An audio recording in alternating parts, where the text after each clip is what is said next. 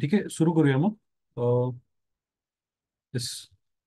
आजचा टाइम आहे, ऑलरेडी आपण पुढे गेलेलो आहोत. तर आजचं जे लेक्चर आहे बेसिकली त्याच्यामध्ये सुरुवातीला आपण टेस्ट सिरीज बद्दल डिस्कशन करूया. की आपण टेस्ट सिरीजची लॉन्च करतो आहे. तर टेस्ट सिरीज का लॉन्च करतोय किंवा त्याचं वेळापत्रक नेमकं कसं असेल, नेमकं त्याचा पॅटर्न कसा असेल, ते सुरुवातीला काही वेळामध्ये डिस्कस करू. आणि पुढच्या टप्प्यामध्ये आपण प्रिलिम्ससाठी जे काही ओव्हरऑल प्लॅनिंग लागणार आहे, तर त्या सगळ्या गोष्टी आपण डिस्कस करणार आहे. मध्ये युजली प्रिलिम्स कुठे गडबडते त्याच्यापासून ते छोट्या छोट्या गोष्टी, म्हणजे मागच्या वर्षी समजा तुम्ही प्रिलिम्स दिली असेल तर त्याच्यामध्ये काही चुका होतात किंवा त्या चुका कशा सुधाराव्या लागतील. किंवा दुसरी गोष्ट म्हणजे समजा काही जणांची पहिली प्रिलिम्स असेल किंवा काही जणांमध्ये खूप जास्त भीती पण आहे राज्यसेवेच्या मेन्सबद्दल, डिस्क्रिप्टिव्ह मेन्सबद्दल. तर त्याच सगळ्या गोष्टींना आपण एकंदरीत टच करूया. म्हणजे मग तुमची ओव्हरऑल जी आहे आता पुढची प्रिपरेशनची जी स्ट्रॅटेजी आहे ते कन्फर्म पक्की होऊन जाईल. आणि थोडं थोडं म्हणजे जे काही मेन मेन विषय आहेत, तर त्या विषयांबद्दल एक थोडंसं ब्रीफ पण आपण सगळं घेणार आहोत. सुरुवातीचा पार्ट जो असेल लेक्चरचा तो टेस्ट सिरीजच्या डिस्कशन बद्दल असेल. आणि मग नंतर प्रिलिम्सच्या ओव्हरऑल स्ट्रॅटेजी बद्दल. त्याच्यामध्ये मात्र मग जे आतापर्यंत विद्यार्थ्यांनी डाऊट पाठवलेले असतात त्याच्यावरती आधारित सगळ्या गोष्टी आपण बोलूया. ओके. मी PDF शेअर करतो, त्याच्यामधून आपण मग टप्प्याटप्प्याने पुढे जाऊ. तर ठीक आहे, म्हणजे टेस्ट सिरीजचा डिस्कशनचा तर हे आहेच आहे, आत्ता सध्या एक औचित्य आहे म्हणा. आणि त्यानिमित्तानेच पूर्ण प्रिलिम्सच्या प्लॅनिंग बद्दल पण आपल्याला डिस्कस करायचं आहे. तर बेसिकली हा सेशन कशासाठी, म्हणजे नेहमी आपण जसं डिस्कस करतो, तर आधीच इथिक्सच्या बॅचमध्ये आपण जेव्हा घेतली आपण GS4ची इथिक्सची बॅच, तेव्हा प्रॉमिस केलंच होतं आपण की आपण एक सेशन कंडक्ट करूया पूर्णच प्रिलिम्स बद्दल. कारण आपण ऑब्व्हियसली तिथे मेन्स बद्दल बोलत होतो. तर त्यावेळेला तुमच्यापैकी बऱ्याच जणांचं असं होतं शेवटच्या लेक्चरच्या दिवशी की आपल्याला एक काय म्हणूया की प्रिलिम्सच्या बद्दल पूर्ण डिस्कशन किंवा पूर्ण स्ट्रॅटेजी बद्दल आपल्याला बोलता येईल का. तर ठीक आहे, मग ते आपण आजच्या लेक्चरमध्ये बोलणार आहोत. टेस्ट सिरीज आधी बोलू आणि मग नंतर ते बोलू. त्याच्यानंतर कोर पॉलिटी बॅच आहे आता 23 तारखेला. ठीक आहे, तर त्या बॅचच्या अनुषंगाने पण आताच तुम्हाला काही गोष्टी सांगता येतील, मग त्या परत मला बॅचमध्ये बोलाव्या नाही लागणार. त्या 23 जुलैच्या, म्हणजे त्याचं एखादं लेक्चर आपल्याला कमी करता येईल. म्हणजे कारण ते लेक्चर आपण आज घेतो असं समजायला हरकत नाही, कारण आपण त्या बॅचमध्ये याबद्दल बोलणं ऑब्विस होते किंवा साहजिक होतं. भरपूर असं पण आहे की मी काय किंवा आपले इतर सगळे सर लोक काय किंवा सगळेच जण जे काही मेंटर्स असतात वगैरे, त्यांच्याकडे भरपूर आत्ता जी आहे ती सगळ्यात डिमांड कशाची असते तर इंडिव्हिज्युअल काउन्सिलिंगची, की सर प्रिलिम्ससाठी भेटायचं आहे. आणि सगळ्यात मोठा प्रश्न असतो की सर माझं प्रिलिम्स क्लिअर होईल का. कारण ऑब्व्हियसली प्रिलिम्सची भीती तुमच्यामध्ये एक मोठ्या प्रमाणामध्ये असते.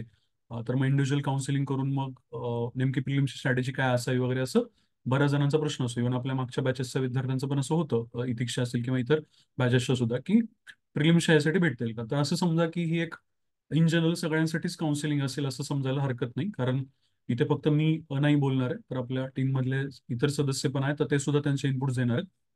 त्यामुळे काय होईल की तुमच्या एकाच लेक्चरमध्ये तुम्हाला माझ्या एकट्याच्या पेक्षा सुद्धा भरपूर जणांचे इनपुट्स तुम्ही ऐकू शकाल. त्या निमित्ताने काय होईल, तुम्हाला ओव्हरऑलच प्रिलिमची स्ट्रॅटेजी काय ठरवायची ह्याचा अंदाज येईल. ओके. आणि काउन्सिलिंगसाठी तुम्ही येणं, वेट करणं वगैरे किंवा तुमचं वेळ जाणं वगैरे ह्या सगळ्या गोष्टींचं तुम्हाला कटआउट करता येतील. आपल्याला आपला आपला वेळ चांगल्या प्रकारे युटिलाइज करता येईल. ठीक आहे. तर मग टेस्ट सिरीज का कशासाठी, पहिली गोष्ट की इतके दिवस टेस्ट सिरीज नव्हती, मग आता टेस्ट सिरीज कशासाठी. तर ठीक आहे, म्हणजे आतापर्यंत असं मी म्हणायला हरकत नाही की टीम वर्क आतापर्यंत आपण केलेलं नव्हतं इरामध्ये, किंवा जे काही आहे त्या ऑब्जेक्टिव्हच्या बॅचेससाठी मी जे काही मी विषय घेतो त्या पद्धतीने ते सगळं चालू होतं. आणि एक चांगल्या टीमच्या शोधामध्ये आपण असतो. आणि मग त्या सगळ्या गोष्टी यावेळेस जुळून जुळून आल्या असं म्हणायला हरकत नाही. त्यामुळे मग डेडिकेटेड वर्क करणारे सगळे लोक जे आहेत ते एकत्र आलेले आहेत. त्या अनुषंगाने मग एक टीम फॉर्म झाली आहे. तर मग त्या टीमच्या माध्यमातून हे सगळं करणं शक्य आहे. आणि ऑब्व्हियसली टेस्ट सिरीज कशासाठी असते तर फोकस आणि प्रॅक्टिससाठी असते. म्हणजे ते सूर्यकुमार यादव तुम्हाला माहिती असेल, आठवत पण असेल की त्यांनी फक्त कॅच नाही घेतला तर त्यांनी वर्ल्ड कप पकडला, असं एक त्यावेळेला खूप जास्त पॉप्युलर झालं होतं सगळं डिस्कशन.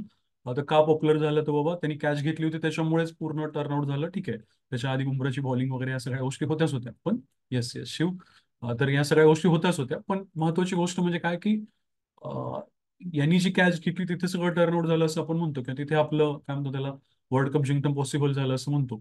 पण आपल्याला हा एक इन्सिडन्स दिसतोय की यांनी कॅच अशा प्रकारे घेतली सूर्यकुमारनी.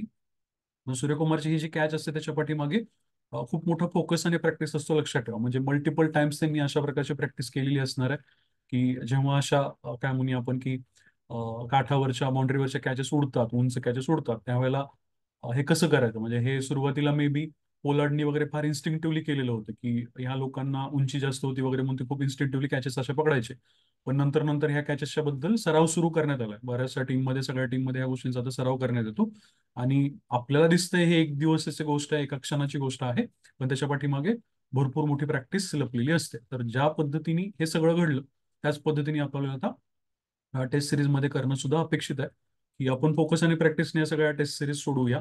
आणि त्याच्यामुळे काय होईल, की ज्या दिवशी आपल्याला परफॉर्म करायचं परीक्षेमध्ये परफॉर्म करायचंय, तर त्या दिवशी आपला बेस्ट परफॉर्मन्स येईल. मग किती प्रेशर असू द्या, म्हणजे या मोमेंटला जेव्हा यांनी कॅच घेतली, सूर्यकुमारने कॅच घेतली, तेव्हा काय प्रेशरमध्ये, आपणच काय प्रेशरमध्ये होतोय आपल्याला माहित आहे. तर मग बाकीच्यांचा तर विषयच येत नाही, म्हणजे टीमचा तर विषयच येत नाही, लक्षात घ्या. त्यामुळे मला असं वाटतं की या सगळ्या टेस्ट सिरीजचा एक पर्पज हाच असेल बेसिकली, की प्रेशरमध्ये सुद्धा खूप चांगलं परफॉर्मन्स देऊ शकणं, आणि त्यासाठी आत्ता खूप चांगलं वर्क करू शकणं. म्हणजे जर तुम्हाला त्या दिवशी खूप चांगलं वर्क करायचं, तर आपण आधीच चांगलं काय म्हणूया काम करायला पाहिजे. दुसरी गोष्ट, लॉंग टर्म डिमांड होती ही टेस्ट सिरीजची, पण मगाशी म्हणलं तसं ती फुलफिल करता आली नव्हती किंवा केली नव्हती. तर मग आता ते फुलफिल होण्याच्या पाठीमागे काही कारणं तयार झालेली आहेत. सो ऑब्व्हियसली हरकत नाही मग करायला, टेस्ट सिरीज बद्दल आपण गोष्टी करायला. तर मी काय करतो, एक दुसरी एक पीडीएफ शेअर करतो आणि टेस्ट सिरीज बद्दल तुम्हाला आधी एक इनिशियली इन्फॉर्मेशन देतो. ठीक आहे. जतीन सर, स्क्रीन दिसते का बघा, टेस्ट सिरीजचं पेज दिसतंय का पूर्ण? हो दिसते सर. ओके. ठीक आहे. तर राज्यसेवा पूर्व आपण म्हणतोय, पूर्वसाठीची ही टेस्ट सिरीज आहे. मग आता इतर टेस्ट सिरीज येणार का, कंबाईनचे वगैरे वगैरे, त्या गोष्टींबद्दल मी आत्ताच काही बोलत नाही. ते जेव्हा पॉसिबल होईल, जसं आपण करू त्यावेळेला आपण ते डिक्लेअर करूच. ठीक आहे. तर ही टेस्ट सिरीज ऑब्व्हियसली ऑनलाईन आणि ऑफलाईन दोन्ही स्वरूपामध्ये असणार आहे. आता ऑनलाईन आणि ऑफलाईनचा अर्थ असा की टेस्ट सिरीज ऑनलाईन स्वरूपामध्ये, सॉरी, लेक्चर्स जे आहे टेस्ट सिरीजचे ते ऑनलाईन स्वरूपामध्ये असतील. मग ते आपण वर्कशॉप म्हणूया किंवा डिस्कशन्स म्हणूया. आणि जर समजा एखाद्याला पुण्याच्या बाहेर ही टेस्ट सिरीज परचेस करायची असेल, तर त्याला ती ऑनलाईन स्वरूपामध्ये परचेस करायला लागेल. म्हणजेच काय, ॲपवरती जाताय तुम्ही, ऑनलाईन टेस्ट सिरीज परचेस करताय, आणि त्याच्यामध्येच सगळे जे काही डिस्कशन्स आहेत ते येतात तुम्हाला, त्याच्यामध्येच पेपरची पीडीएफ पण मिळते, तुम्ही ती प्रिंट करून सोडवताय. ऑफलाईन जे निवडतील ऑप्शन, ऑफलाईनची बॅच जे निवडतील टेस्ट सिरीजची, तर ऑब्व्हियसली त्यांना पुण्यामध्ये ही टेस्ट देता येईल. आपल्या लेक्चर हॉलमध्ये ती टेस्ट आपल्याला आपण कंडक्ट करणार आहे. तर ती टेस्ट तिथे ऑफलाईनमध्ये देता येईल. पुण्यामध्ये एखाद्याला ऑनलाईन द्यायची असेल किंवा ऑनलाईनच निवडायची असेल, तर पुण्यामध्ये पण ऑनलाईन निवडू शकतो. त्याचा अर्थ काय, तर जे काही टेस्ट होणार आहेत त्या ऑफलाईन ज्या टेस्ट होणार आहेत त्या लेक्चर हॉलमध्ये होतील.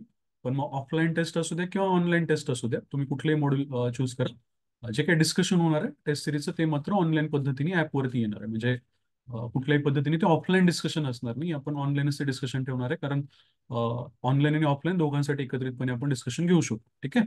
आता या टेस्ट सिरीजला आपण बेसिकली नाव असं दिलंय की 1, 2, 3 टेस्ट सिरीज. आता हे नाव असं देण्याचं कारण, एवढं साधं सुद्धा नाव देण्याचं कारण, की हे साधं सुद्धा नावच कदाचित उद्या तुमच्या तोंडावर रेंगाळेल, की ठीक आहे सर, 1, 2, 3 टेस्ट सिरीज कधी आहे किंवा काय आहे या अनुषंगाने. दुसरं कारण असं आहे की या टेस्ट सिरीजमध्ये 3 स्टेप्स आपण करतोय. युजली 2 स्टेप असतात. कुठली स्टेप असते, तर टेस्ट तुम्ही सोडवता आणि त्याचं ऑनलाईन डिस्कशन असतं, टेस्ट डिस्कशन असतं. पण बेसिकली याच्यामध्ये आपण 3 स्टेज करतो. याचा अर्थ काय, तर पहिली स्टेज असेल ती म्हणजे ऑनलाईन वर्कशॉप असेल. तर त्याचा अर्थ असा आहे की फॉर एक्झाम्पल आपण इथे बघूया, आपल्या टेस्ट सिरीजच्या वेळापत्रकामध्ये तुम्ही बघू शकता की समजा पहिली टेस्ट जी आहे आपली, समजा अर्थशास्त्राची आहे. तर अर्थशास्त्राची टेस्ट आहे 2 ऑगस्टला 10:30 ते 12:30 मध्ये सकाळी. पण त्याचा ऑनलाईन वर्कशॉप मात्र आपण 26 जुलैलाच घेणार आहोत. 5 वाजता आपला तो जो सेशन असेल ऑनलाईन वर्कशॉप, तो तुमच्या ॲपवरती अपलोड झालेला असेल किंवा त्याच्या आधीच अपलोड झाले असेल असं समजा, अर्धा तास वगैरे.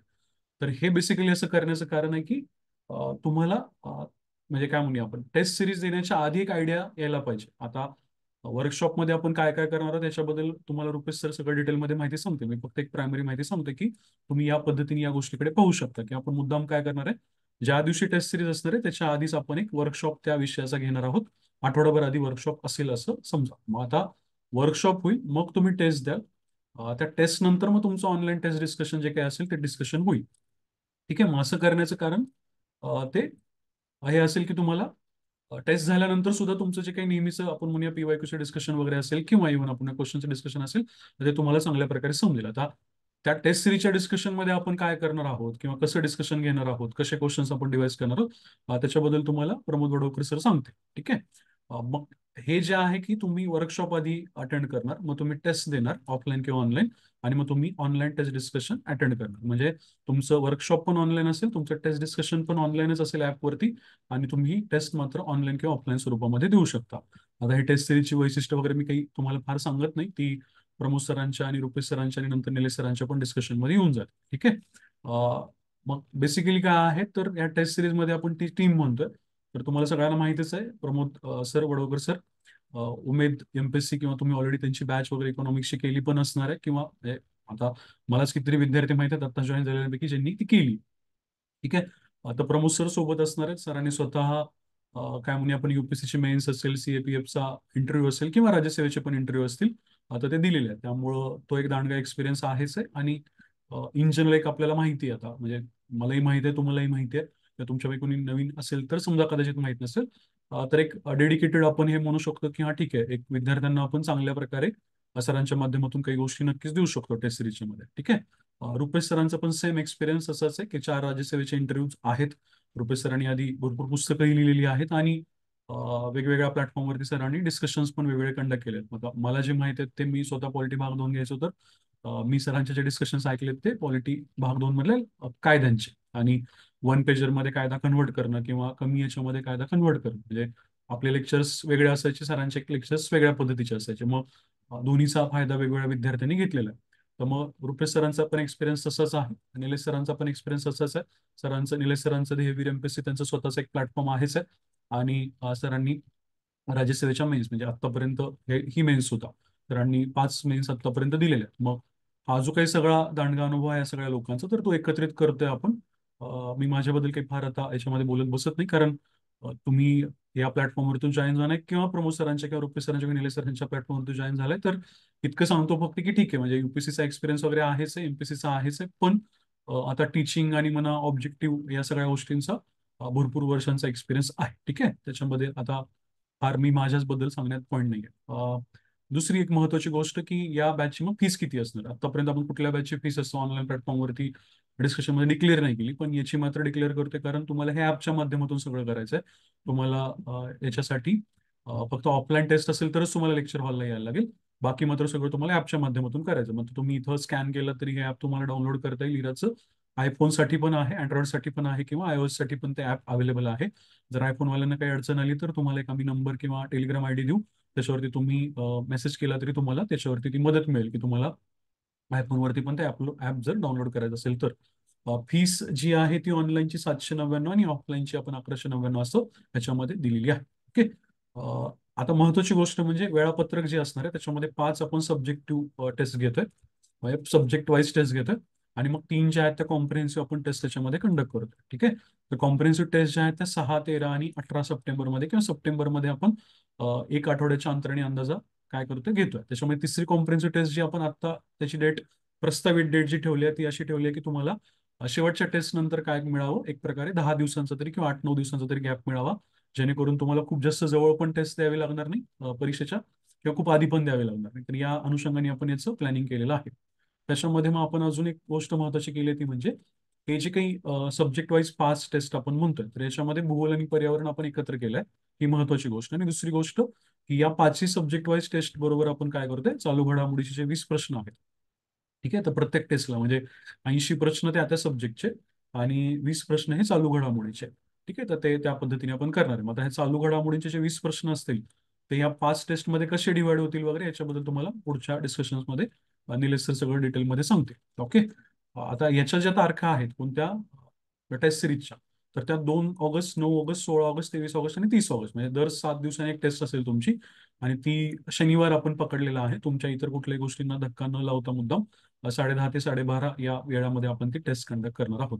आता जर फारच असं झालं की तुम्ही खूपच जास्त रिस्पॉन्स दिला आणि काय ते आम्हाला नंबर ऑफ ऍडमिशन्स वाढवावे लागले, तर कदाचित आपण दुसरा लॉट याच्यामध्ये किंवा दुसरा टायमिंग आपण अजून एक क्रिएट करू शकतो जर गरज पडली तर.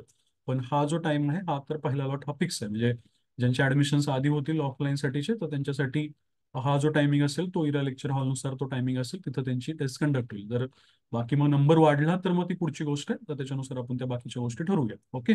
वर्कशॉपचे जे डेट्स आहेत त्या प्रत्येक विषयाचा जो वर्कशॉप असेल तो एक प्रकारे त्यामुळे आपण एक एक आठवडा अलीकडे असेल, म्हणजे या टेस्ट होण्याच्या आधी एक आठवडा त्या त्या विषयाचा वर्कशॉप असणार आहे. ओके. मग हे 5 हेडिंग्स आणि 5 विषय, 5 वर्कशॉप त्याचे, आणि नंतर मग आपण म्हणतोय टेस्ट पेपरचं डिस्कशन. ओके, आता टेस्ट पेपरचं डिस्कशन ऑब्व्हियसली ज्या दिवशी पेपर आहे त्याच्या आता 12:30ला आपण म्हणतोय की पेपर संपणार, तर आपण शक्यतो असा प्रयत्न करू की 12:30ला तुमचं ते डिस्कशन अपलोड झालेलं असेल. दुसरी महत्वाची गोष्ट म्हणजे हे कॉम्प्रिहेन्सिव्हला आपल्याला वर्कशॉपची परत वेगळी गरज पडणार नाही, कारण तुम्ही एकदा सगळ्या विषयांचा एक एक राऊंड केला की त्याच्यानंतर मात्र मग तुम्ही काय कराल, कॉम्प्रिहेन्सिव्हला मात्र तुमच्या पद्धतीने तुम्ही अभ्यास करू शकाल, रिव्हिजन करू शकाल. त्याची पण आयडिया वर्कशॉपमध्ये आम्ही हळूहळू देतच राहू. त्याची अडचण नाही आहे. पण कॉम्प्रिहेन्सिव्ह साठी वेगळा वर्कशॉप कंडक्ट आपल्याला करावा नाही लागणार. आपल्याला प्रत्येक विषयाचा मात्र एक एक वर्कशॉप कंडक्ट करावा लागणार आहे. ओके. अजून एक महत्वाची गोष्ट म्हणजे ह्या कॉम्प्रिहेन्सिव्हचं जे सुरुवात आहे तर ती 6 सप्टेंबर दिसते. म्हणजेच काय, 30 ऑगस्टला आपली सब्जेक्ट वाईजची शेवटची टेस्ट होते. ऑगस्टमध्ये 31 दिवस आहेत, तर 31 ऑगस्ट आणि मग पुढचे तुम्हाला 1 ते 6 तारीख मिळते ओव्हरऑल. एक सफिशियंट गॅप तिथं ठेवण्यात आलेला आहे. मग ह्या 3 कॉम्प्रिहेन्सिव्ह पण सफिशियंट आहेत की तुम्हाला याच्यामध्ये या गोष्टी काय करता येतील, एक प्रकारे व्यवस्थित सगळ्या काय म्हणतात, अभ्यास करून तुम्ही मोकळं होऊ शका. ओके. आणि ऑफलाईन टेस्टसाठीचा पत्ता ऑब्व्हियसली आपला इराचा लेक्चर हॉल असेल. जर असं झालं की नंबर वाढला वगैरे, तर मग आम्ही बाकीच्या गोष्टींचा विचार करायचा सध्या तरी ठरवलेला आहे. ओके. तर हे आहे बेसिकली काय, तर टेस्ट सिरीज बद्दलच्या बेसिक बेसिक गोष्टी. त्याच्यानंतर ठीक आहे, हे ऍप ठीक आहे, ऍपचं वगैरे आपण सगळं लिंक टाकून देऊ. ह्या लेक्चर हॉलमध्ये आपल्या नेहमीच्या टेस्ट होत असतात, त्याचा पत्ता वगैरे इथं सगळं दिलेलं आहे. हे आहे टेस्ट सिरीजची एकदमच बेसिक इन्फॉर्मेशन. जी पुढची इन्फॉर्मेशन आहे याच्या पुढची टेस्ट सिरीज बद्दलची, तर त्यासाठी मी रुपेश सरांना हे करतो. रुपेश सर, तुम्हाला आवाज येतोय?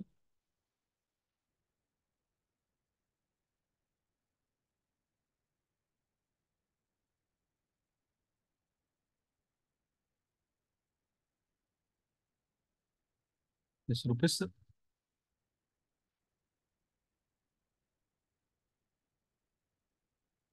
ओके.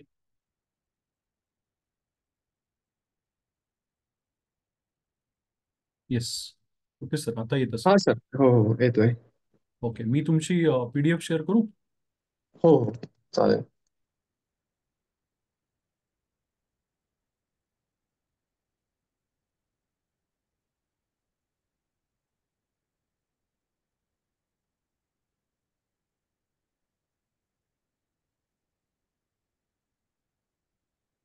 येस रुपेश सर, दिसते तुम्हाला पीडीएफ तुमची? हो सर. हो. येस.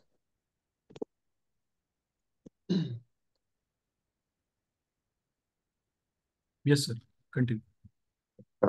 तर सरांनी सांगितल्याप्रमाणे आपण स्टार्ट करूयात. एक ओव्हरऑल जी काही टेस्टची आयडिया होती त्याच्यामध्ये टोटल 3 भाग आहेत. की पहिला जो भाग आहे तर तो टेस्टच्या अगोदर होणारा जो वर्कशॉप आहे त्या वर्कशॉपचा भाग आहे.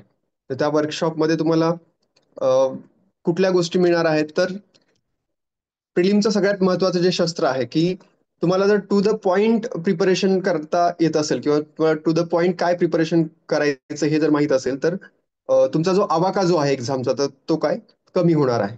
ठीक आहे. आणि तुम्हाला प्रिपरेशन टू द पॉइंट झाल्यामुळे तुमचा जो कॉन्फिडन्स आहे तर तो व्यवस्थित राहणार आहे. ठीक आहे. तर त्यासाठी मग जे तुम्हाला इनपुट लागतात की जे आता आमच्या मी आहेत किंवा माझी सगळी टीम आहे, सरांची टीम जे काही आहेत आम्ही, तर त्यांनी खूप सगळ्या एक्झाम्स दिलेल्या आहेत आणि त्याच्यामधून काहीतरी गोष्टी ज्या आहेत त्या सॉर्ट आउट केलेल्या आहेत की या गोष्टीवर जर आपण एफर्ट्स घेतले तर ते एफर्ट्स जे आहेत तर ते तुम्हाला काय होणार, इझी जाणार आहेत आणि त्याचा आउटपुट चांगल्या पद्धतीने तुम्हाला येणार आहे. ठीक आहे.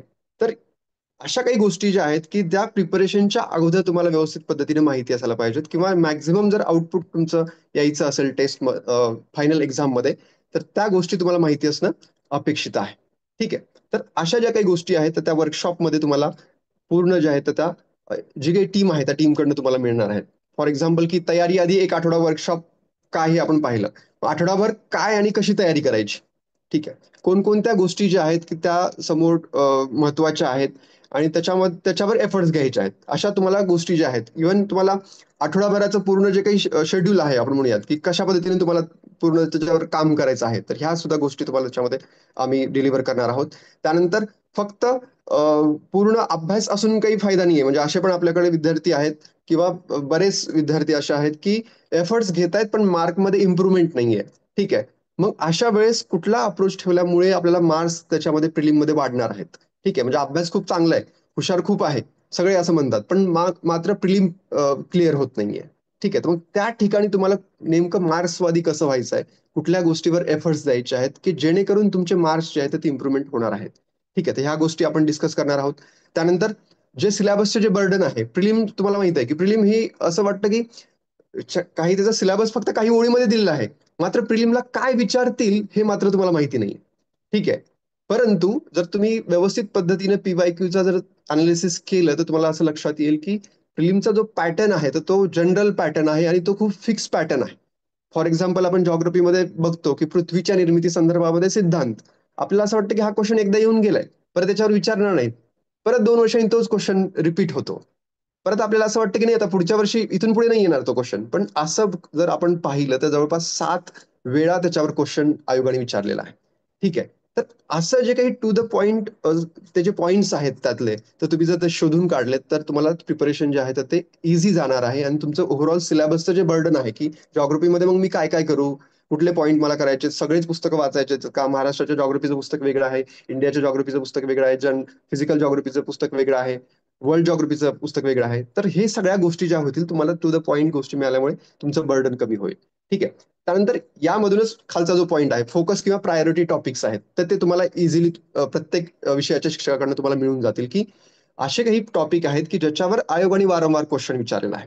मग असे प्रायोरिटी टॉपिक आणि त्याच्यामध्ये जे काही सब टॉपिक आहेत, तर ते सब टॉपिक जर तुम्ही कव्हर केलात, हे टॉपिक मेन टॉपिक आणि त्याच्यामध्ये जे काही इतर सब टॉपिक आहेत, तर ते जर तुम्हाला पूर्ण आवाक्यामध्ये तुम्हाला करता आले, तर काय होईल, तुमचं जे काही प्रिपरेशन आहे ते टू द पॉइंट होईल आणि मार्क्स जे आहेत तर ते तुमचे काय होणार आहे त्याच्यामध्ये वाढणार आहेत. मग हे आता हे फोकस पॉईंट कुठले आहेत प्रत्येक विषयाचे आणि त्याच्यामध्ये सब टॉपिक कुठले आहेत, हे सगळे तुम्हाला काय इझिली तुम्हाला अवेलेबल होतील अभ्यास करण्याच्या अगोदर. म्हणजे टोटल तुमचा जो वीक आहे, एक वीक जो आहे, की जो खूप एफर्ट्स देऊन तुम्ही काम करणार आहात.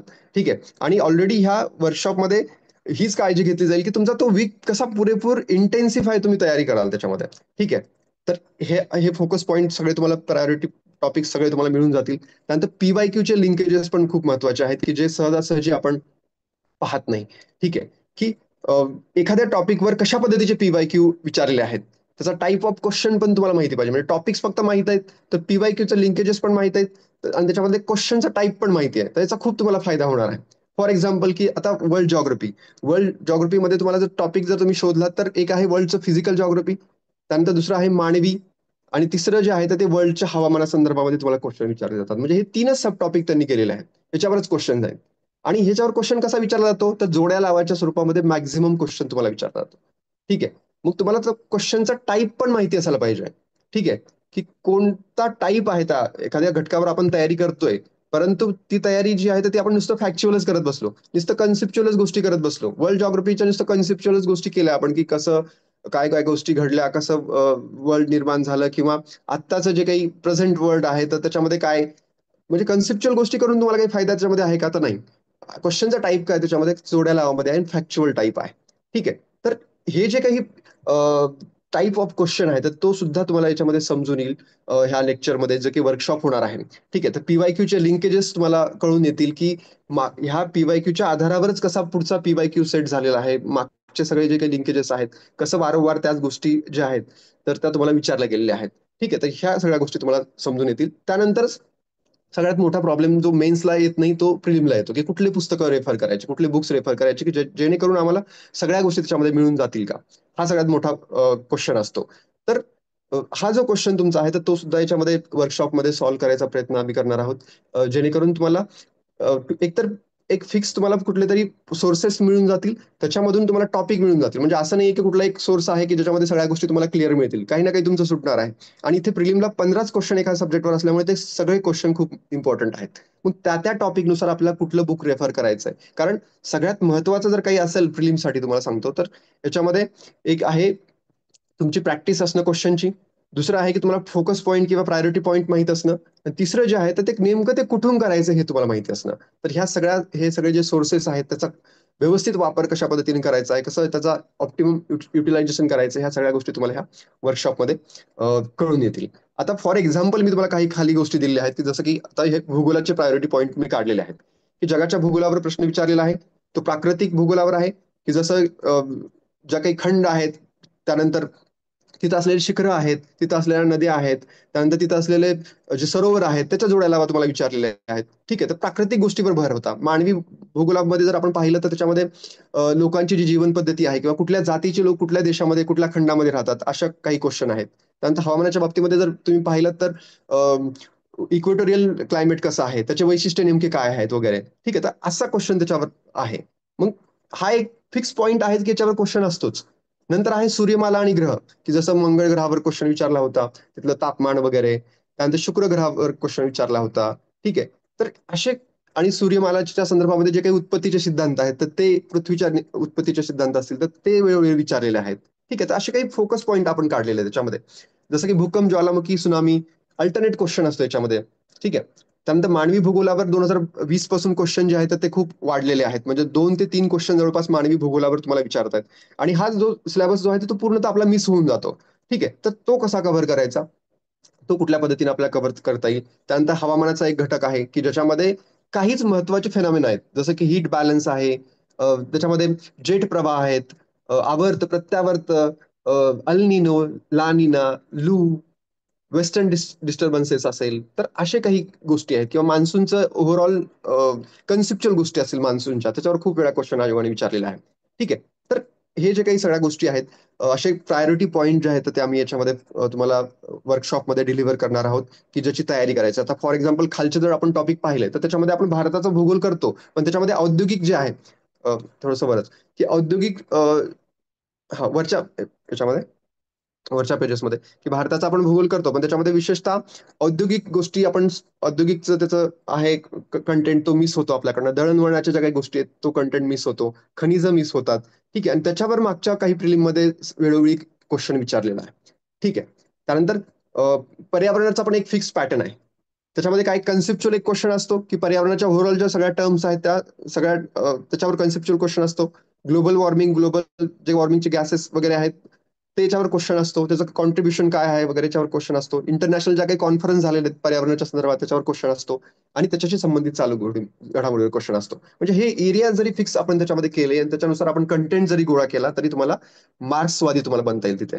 ठीक आहे, त्यानंतर स्टेट बोर्डचे फॅक्ट्स पण तुम्हाला विचारले जातात. असे 2-3 क्वेश्चन असतात की जे तुम्हाला कुठे सापडत नाहीत. आता स्टेट बोर्डच्या कुठेतरी तुम्हाला धड्याच्या शेवटी दिलेल्या स्वाध्यायामध्ये दिलेल्या जोड्या लावा असतील, रिकाम्या जागा असतील, तिथे तुम्हाला ते सापडतील किंवा एखादा बॉक्स करून दिला तिथे तुम्हाला सापडतील. ठीक आहे, तर अशा पद्धतीनं त्या कंटेंट पर्यंत कसं पोहोचायचं, त्या 15 क्वेश्चन पर्यंत तुम्हाला कशा पद्धतीने पोहोचायचं आहे. तर ह्या सगळ्या गोष्टी ज्या आहेत तर ह्या सगळ्या तुम्हाला त्याच्यामध्ये ह्या वर्कशॉपमध्ये दिल्या जाणार आहेत, जेणेकरून तुमचा जो पुढचा 1 आठवड्याचा जो काही अभ्यास आहे तर तो अभ्यास इझी होईल. आणि तुम्ही टू द पॉइंट तिथे राहाल, टू द पॉइंट प्रिपरेशन कराल आणि नंतर मग आपण टेस्ट तुमची जी घेऊन आहे ती टेस्ट घेऊन मग तुम्हाला त्याच्यावर ज्या काही चुका होतील तर त्या मग टेस्टच्या डिस्कशनमध्ये कव्हर केल्या जातील. ठीक आहे, म्हणजे विषयाची पूर्ण सुरुवात कशी करायची, काय वाचायचंय, कुठले घटक फोकस करायचे, कशा पद्धतीने त्याच्यामध्ये अभ्यास करायचा आहे, क्वेश्चनचा पॅटर्न काय आहे, ह्या सगळ्या गोष्टी ज्या आहेत त्या तुम्हाला सुरुवातीला फीड केल्या जातील, जेणेकरून तुमचा आठवडाभराचा जो काही एफर्ट्स आहे तो खूप चांगल्या पद्धतीने होईल.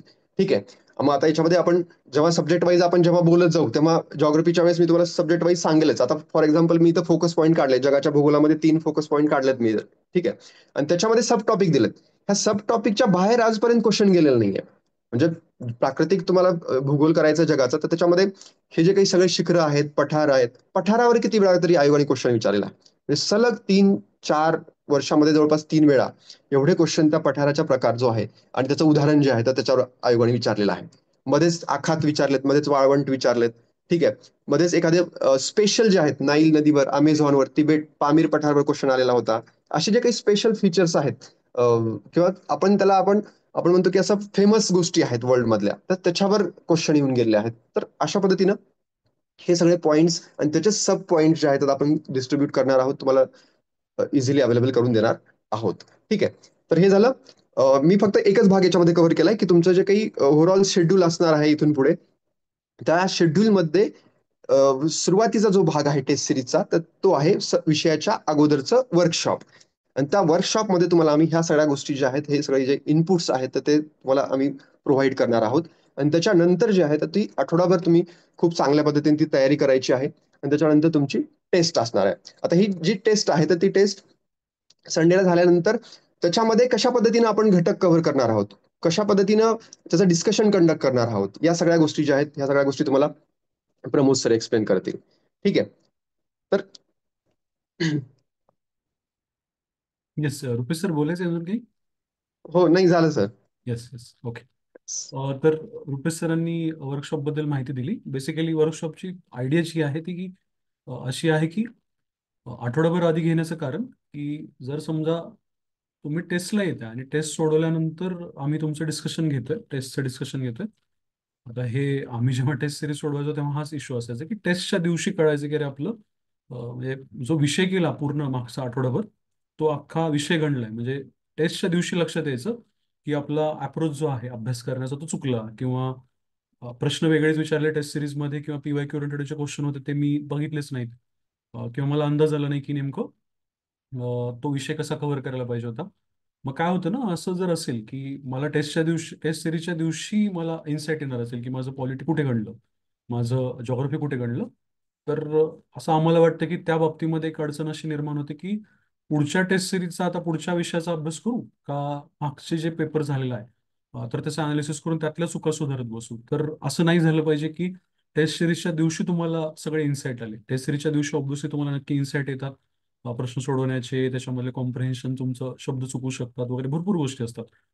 पण आयडिया अशी असली पाहिजे की टेस्ट सिरीजमध्ये किंवा टेस्ट सोडवताना एखाद्या विषयाची समजा शनिवारी टेस्ट आहे, पुढच्या शनिवारी, तर याच शनिवारी मला माहिती पाहिजे की पुढच्या टेस्ट सिरीजमध्ये काय काय चुका होऊ शकतात, कुठले कुठले टॉपिक करायचे आहेत, कुठले टॉपिक जास्त करायचे आहेत, कुठल्या टॉपिकचं काय वेटेज आहे, कुठल्या टॉपिकला मला किती वेळ द्यायला लागेल, मला एन्शियंट मिडिवलला वेळ किती द्यायला लागेल, मॉडर्नसाठी वेळ किती द्यायला लागेल, मला मॉडर्नमध्ये सुद्धा कोणत्या पर्टिक्युलर पार्टला, म्हणजे मी 1885च्या आधीचा पार्ट किती वेळ करावा आणि 1885च्या नंतर पार्ट किती वेळ करावा, हे जे काही सगळं डिव्हिजन आहे, टाइमचं असेल, वाचण्याचं असेल, कष्टाचं असेल, सगळंच डिव्हिजन असेल, तर त्याचा अंदाज मला आधीच पाहिजे. तर मग मी तो आठवडा चांगला युटिलाइज करेल, तर मग माझी टेस्ट व्यवस्थित जाईल आणि टेस्ट नंतर माझं बर्डन कमी राहील की तो विषय माझ्याकडून किती चुकला. म्हणजे टेस्ट सिरीजमध्ये मला जर एरवी मला 10 चुका कळणार असतील, तर वर्कशॉप जर मी व्यवस्थित अटेंड केला असेल किंवा वर्कशॉप मी व्यवस्थित ऐकलं असेल, तर माझ्या टेस्ट सिरीजमध्ये मला त्या 10च्या ऐवजी 3 चुकांवरतीच येता येईल. असं जर मी करू शकलो तर ऑब्व्हियसली त्याचा फायदा जास्त होऊ शकतो. म्हणजे ती आयडिया आहे. तर टेस्टच्या नंतरचं जे काही डिस्कशन आहे, तर त्या डिस्कशनमध्ये आपण काय करणार ते तुम्हाला प्रमोद सर सांगतील. Pramod sir, over to you. Yes sir. मी स्क्रीन शेअर करतो सर. Yes sir.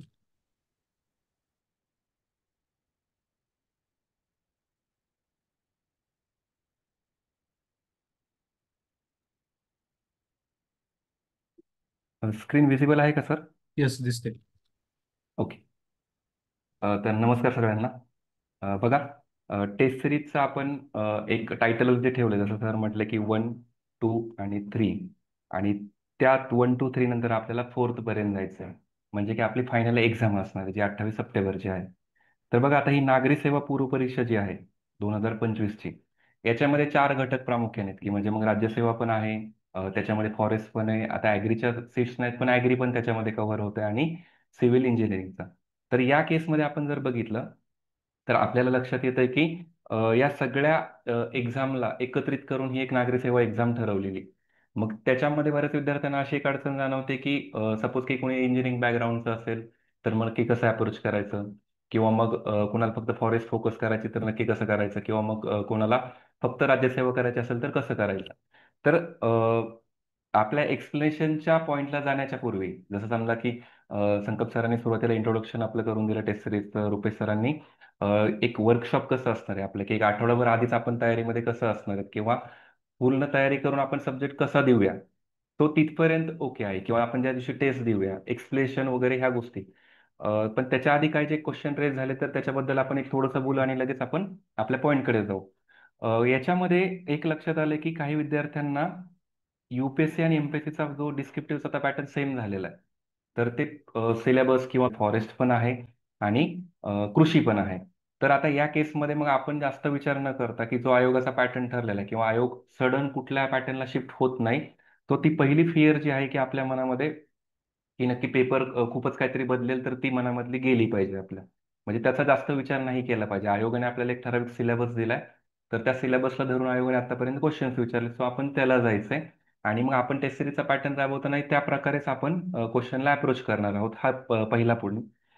त्याच्यानंतर युपीएससी मधून इकडे प्रिपरेशनला शिफ्ट झालेले किंवा युपीएससी आणि एमपीएससीचं सायमल्टेनियसली म्हणजे सोबतच करणारे जे विद्यार्थी आहेत, तर त्यांच्या मनामध्ये प्रामुख्याने जर ज्या फिअर बघितल्या किंवा त्यांच्या मनामधली जी एक शंका आहे, तर ती शंका काय, सगळ्यात महत्त्वाचं ती एक भीती आहे. आणि ही भीती काय आहे की खूप साऱ्या फॅक्ट्स आहेत इथे, तर मग आम्हाला ह्या फॅक्ट्स जमणार नाहीयेत किंवा मग त्या कशा कराव्यात, जमणार नाहीत म्हणजे काय, त्या जमून तर घ्याव्याच लागतील, पण मग त्या कशा करायच्या नक्की. तर ह्या फॅक्ट्स बद्दलची एक फिअर वाटते आणि ह्या फिअरमुळे असं वाटतं की काहीतरी फेल्युअर आपल्याला येईल का काय.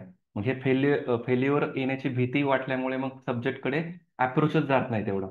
सो मग आपण सुद्धा त्या प्रकारे अप्रोच कसं करणार आहेत की एक्झामला ज्या गोष्टींची गरज आहे किंवा जे आयोगाने आतापर्यंत आपल्याला विचारलेलं आहे, की सपोज आपण म्हणूया की काही ठराविक पॉईंट आहेत, जसं समजा रुपेश सरांनी जिओग्राफी बद्दल सांगितलं की ठराविक एरियामध्येच आयोगाने आपल्याला क्वेश्चन्स विचारलेत. तो मग आपल्याला लक्षात घ्यायचंय की अ, आपण ते म्हणजे जे आयोगाने दिलेलं आहे ते करायचं की मग त्याच्या बाहेर जायचं नक्की. सो ज्यांना कुणाला या पॅटर्न मधून इकडे येण्याची भीती वाटते, तर त्यांनी जास्त विचार नाही करायचा आहे. आयोगाचे मागचे काही वर्षाचे जर तुम्ही क्वेश्चन्स बघितले आणि जो एक पॅटर्न तुम्ही टॅप केला, सिलेबसला लिंक केलं, तर याचा आपल्याला उत्तर स्वतःला स्वतःच मिळतं.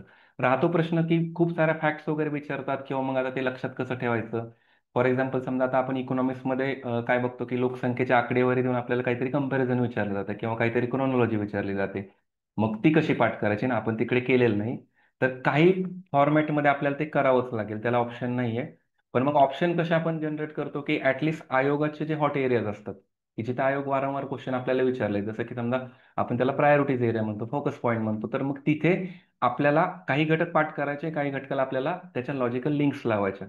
मग ह्या लॉजिकल लिंक्स कशा लावायच्या, तर सगळ्यात महत्त्वाचं की आपण वर्कशॉपमध्ये ह्याच गोष्टी बोलणार आहोत की आपल्याला नक्की कोणत्या सब्जेक्टला कसं फोकस करायचं किंवा कोणत्या सब्जेक्टला आपल्याला कोणत्या टप्प्याटप्प्यामधून जायचं किंवा कोणते एरियाज जे आहेत, तर ते एरियाज आपल्याला कव्हर करायचे आहेत. मग ते आता जिओग्राफी असू द्या, इकॉनॉमिक्स असू द्या, पॉलिटी किंवा मग सायन्स असू द्या, तर त्याच्यात ते होईल. त्याच्यानंतरचा जो पार्ट येतो तो म्हणजे की ऍक्च्युअली जेव्हा आपण क्वेश्चन सोडवतो, भले ते एक्झाम हॉलमध्ये असू दे किंवा टेस्ट सिरीजला, तर क्वेश्चन सोडवताना आपली बरीचशी गडबड होते. क्वेश्चन चुकतात आपले किंवा त्याच्यामध्ये आपण म्हणतो ना की 50-50 मध्ये चुकले क्वेश्चन, सोपा होता, सेकंड राऊंड मध्ये चेंज केला, मग त्याच्यामुळे चुकला. तर तो जो एक माइंडसेट आपला बनतो की मग आपल्याला परत आता एक्झाम मध्ये सेम तसं फेस करावं लागेल, परत मार्क कमी येतील, आपण कुठेतरी मागे पडू. सो याच्यासाठी प्रॉपर आपण जर टेस्ट सिरीजची प्रॅक्टिस केली, तर त्या प्रॅक्टिसमधून काय लक्षात येईल की आपण कुठे चुकतोय. त्या चुका आपण जर त्याच दिवशी बघितल्या आणि त्याच्यावरती काम केलं, तर येणाऱ्या पेपरवरती आपल्याला त्याच्यामध्ये नक्कीच इम्प्रुव्हमेंट बघायला मिळते. आता हे सगळं करत असताना आपण टेस्ट सिरीज दिली, तर त्याच्यानंतर आपल्याला यायचं की त्याचं ऍक्च्युअल डिस्कशन किंवा त्याचा ऍक्च्युअल आपण एक्सप्लेनेशन कसं करतो. मग म्हणजे फक्त टेस्ट सिरीज दिली आपण आणि प्रत्येक प्रश्नाचं उत्तर काय हे चेक केलं आणि 1-2 लाईनमध्ये त्याचं डिस्क्रिप्शन किंवा स्पष्टीकरण आपण बघितलं, तर ते इनफ नाही ना. म्हणजे मग 100 प्रश्न आहेत आणि 100 प्रश्नाचं परत अजून 100 लाईनमध्ये जर आपण उत्तर बघितली आणि तेवढं इनफ झालं, तर मग त्याच्यात काय अर्थ नाही की जर आपण एका क्वेश्चनला फक्त म्हणतो की हा कोणतं करेक्ट आहे कोणतं नाहीये. त्याचे 4 स्टेटमेंट आहेत आणि 4 स्टेटमेंटपैकी 2 करेक्ट आहेत, 2 रॉंग आहेत आणि मग 2 रॉंग काय, का तर तिथं कुठेतरी फॅक्ट्समध्ये चुकवलंय आणि मग त्या फॅक्ट्स आपण करेक्ट करून घेतो आणि दॅट्स इट, की तो क्वेश्चन संपला. तर मग त्या क्वेश्चनचं जे काय इम्पॉर्टन्स आहे त्या टॉपिकमधलं, तर ते आपण लक्षात घेत नाहीत. किंवा आयोगाने आपल्याला प्रत्येक सब्जेक्ट वाईज जर 15 क्वेश्चन दिले, त्याचा अर्थ पूर्ण सब्जेक्ट, मग त्या सब्जेक्टचा आपण समजा कोणताही रेफरन्स बुक वापरतो, समजा लक्ष्मीकांत सरांचं बुक वापरत असो, तर ते किती बल्की बुक आहे आपल्याला माहिती आहे. किंवा इतर तुम्ही कुठलं हिस्ट्रीचं वापरत असाल किंवा मग कोणतंही बुक असेल, तर ते बल्की बुक आहेत आणि त्याच्यामधून 15 क्वेश्चन एक्स्ट्रॅक्ट झालेत किंवा 20 क्वेश्चन झालेत, तर याचा अर्थ काहीतरी त्याचं महत्व आहे आणि मग ते त्याला कव्हर करतायत. सो आपल्याला असे 15-15 क्वेश्चनचे जर सेट बघितले किंवा आपण जर टॉपिक वाईज सुरुवातीला आपले पेपर सोडवणार आहेत, तर त्याच्यातून आपला ओव्हरऑल पेपर कव्हर होणार आहे. मग हे जर आपण प्रश्नां थ्रू केलं, त्याच्या एक्सप्लेनेशन थ्रू केलं, तर आपला सब्जेक्ट कव्हर होतो आणि फायनली आपल्याला कॉन्फिडन्स घेऊन जाता येतं. सो आपण टेस्ट सिरीजच्या डिस्कशनमध्ये फक्त कोणता क्वेश्चन करेक्ट का आहे आणि कोणता क्वेश्चन रॉंग का आहे एवढं बघणार नाहीयेत. तर सगळ्यात महत्त्वाचं काय, तर सब्जेक्ट वाईज आपल्या ज्या टेस्ट असतील, पहिल्या 5 टेस्ट बद्दल जे आपण शेड्यूल बघितलं सुरुवातीला, तर त्याच्यामध्ये प्रत्येक सब्जेक्टचं डिस्ट्रीब्युशन बद्दल पुढे निलेश सर सांगतीलच, पण याच्यात प्रायमरी आपण असं ठेवतोय की 80 क्वेश्चन पर सब्जेक्ट आहे आणि त्याला जोडून आपण करंट अफेअर प्रत्येक पेपरमध्ये ठेवणार आहे. आता फॉर एक्झाम्पल एका पेपरचे आपण 80 क्वेश्चन टॉपिक वाईज मध्ये सोडवतोय, तर ते 80 क्वेश्चन फक्त त्या टॉपिकला म्हणजे फायनलला कसे येतील याप्रमाणे नसून मग त्याच्यामध्ये आपल्याला प्रत्येक टॉपिकची डिफिकल्टी लेवल कशी असू शकते. जे टॉपिक आपण वर्कशॉपमध्ये घेणार, समजा की इकॉनॉमिक्सला आपण एक्झाम्पल म्हणून बघितलं की एक 10 ते 12 टॉपिक येतात. मग त्या 10 ते 12 टॉपिकचं एक सुरुवातीला सब्जेक्ट वाईज मध्ये आपण 80 क्वेश्चनचं कंपायलेशन करणार. प्रॉपर आयोगाच्या पॅटर्नवरतीच त्याचे ऑप्शन्स, त्याचे स्टेटमेंट्स किंवा मग मल्टी लाईनर क्वेश्चन असू दे किंवा सिंगल एखादा क्वेश्चन असू द्या म्हणजे वन लाईनर मधला. तर ते क्वेश्चन आपण कव्हर करून पूर्ण सिलेबस कव्हर होण्याचा आपण त्याच्यामध्ये ट्राय करणार आहोत किंवा आपण त्याच्यामध्ये पूर्ण सिलेबस घेणारच आहोत. आता हा सिलेबस घेतल्यानंतर आपले त्याच्यावरती क्वेश्चन फ्रेम होतील, त्याच्यामध्ये काही अवघड असतील, काही सोपे असतील आयोगाच्या पॅटर्ननुसार. याच्याबद्दलचं आपलं डिस्कशन होत असताना आपण काय करणार, ती प्रत्येक पॉइंटला टच करणार आहे. म्हणजे एखादं स्टेटमेंट रॉंग का आहे, राईट काय आहे, हे तर झालं बेसिक लेवलला. पण सपोज की आपण जर एखादा क्वेश्चन घेतला, आपण म्हणूया की एखादा ह्युमन डेव्हलपमेंट इंडेक्स वरती क्वेश्चन आहे आणि क्वेश्चन काय विचारलंय की कुठले ह्युमन डेव्हलपमेंट इंडेक्स मधले डायमेन्शन्स आहेत. मग आपल्याला बेसिक डायमेन्शन माहिती असतात, आपल्याला ते कीवर्ड आपल्याला 2-3 पार्ट असतात की त्याच्यामध्ये काय हेल्थ आहे, त्याच्यामध्ये एज्युकेशन आहे किंवा त्याच्यामध्ये लिव्हिंग ऑफ स्टँडर्ड नक्की कसं आहे. तर हे आपण बेसिक करतो. पण मग तेवढा एचडीआय करून जमेल का आपल्याला?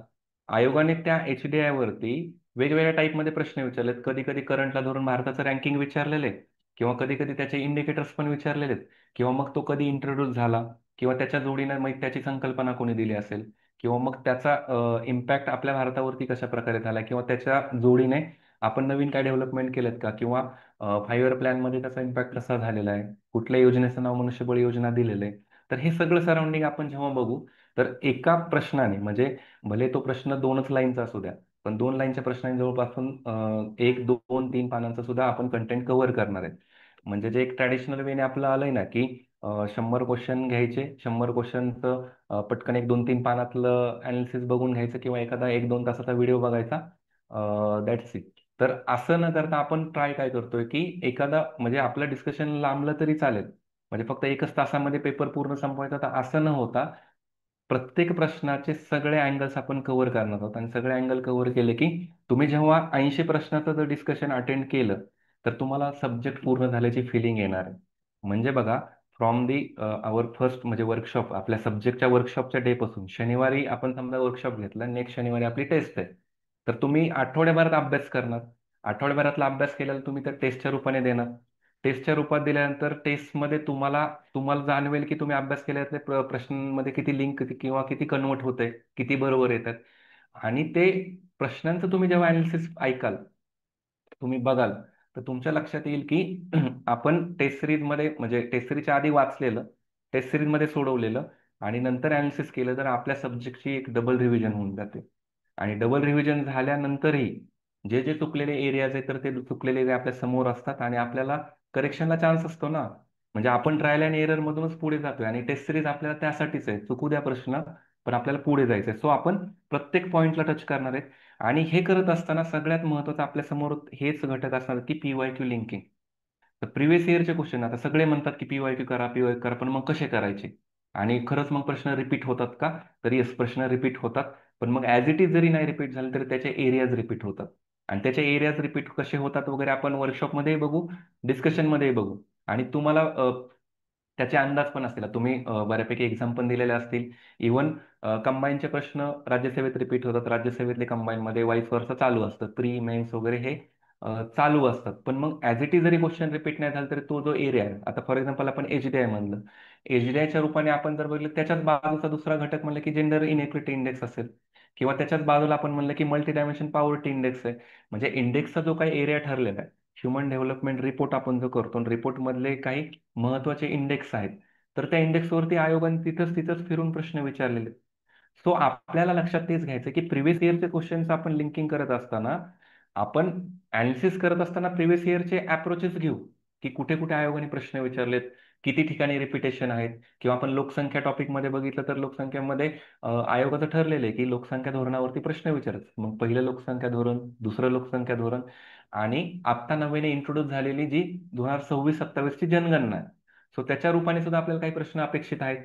तर ते एरियाज आपल्याला ओळखायचे आहेत आणि त्या एरियाजवरती आपल्याला पीवायक्यू थ्रू करंटला लिंक करायचंय, पीवायक्यू थ्रू आपल्या सोर्सला लिंक करायचंय आणि नव्याने आपल्याला क्वेश्चन थ्रू प्रॅक्टिस करायची. तर ते आपण कव्हर करूया. आणि त्याच्यामधून जर जो डेटा आवश्यक आहे, जो आपल्याला वेळोवेळी आवश्यक वाटतो, जो आपल्याला उपयुक्त होऊ शकतो, तर तो आपण बघणार आहे. त्याच्यानंतर सगळ्यात महत्त्वाचं की क्वेश्चन सॉल्व्हिंग आणि अप्रोच बिल्डिंग. आता question solving and again approach building काय नक्की?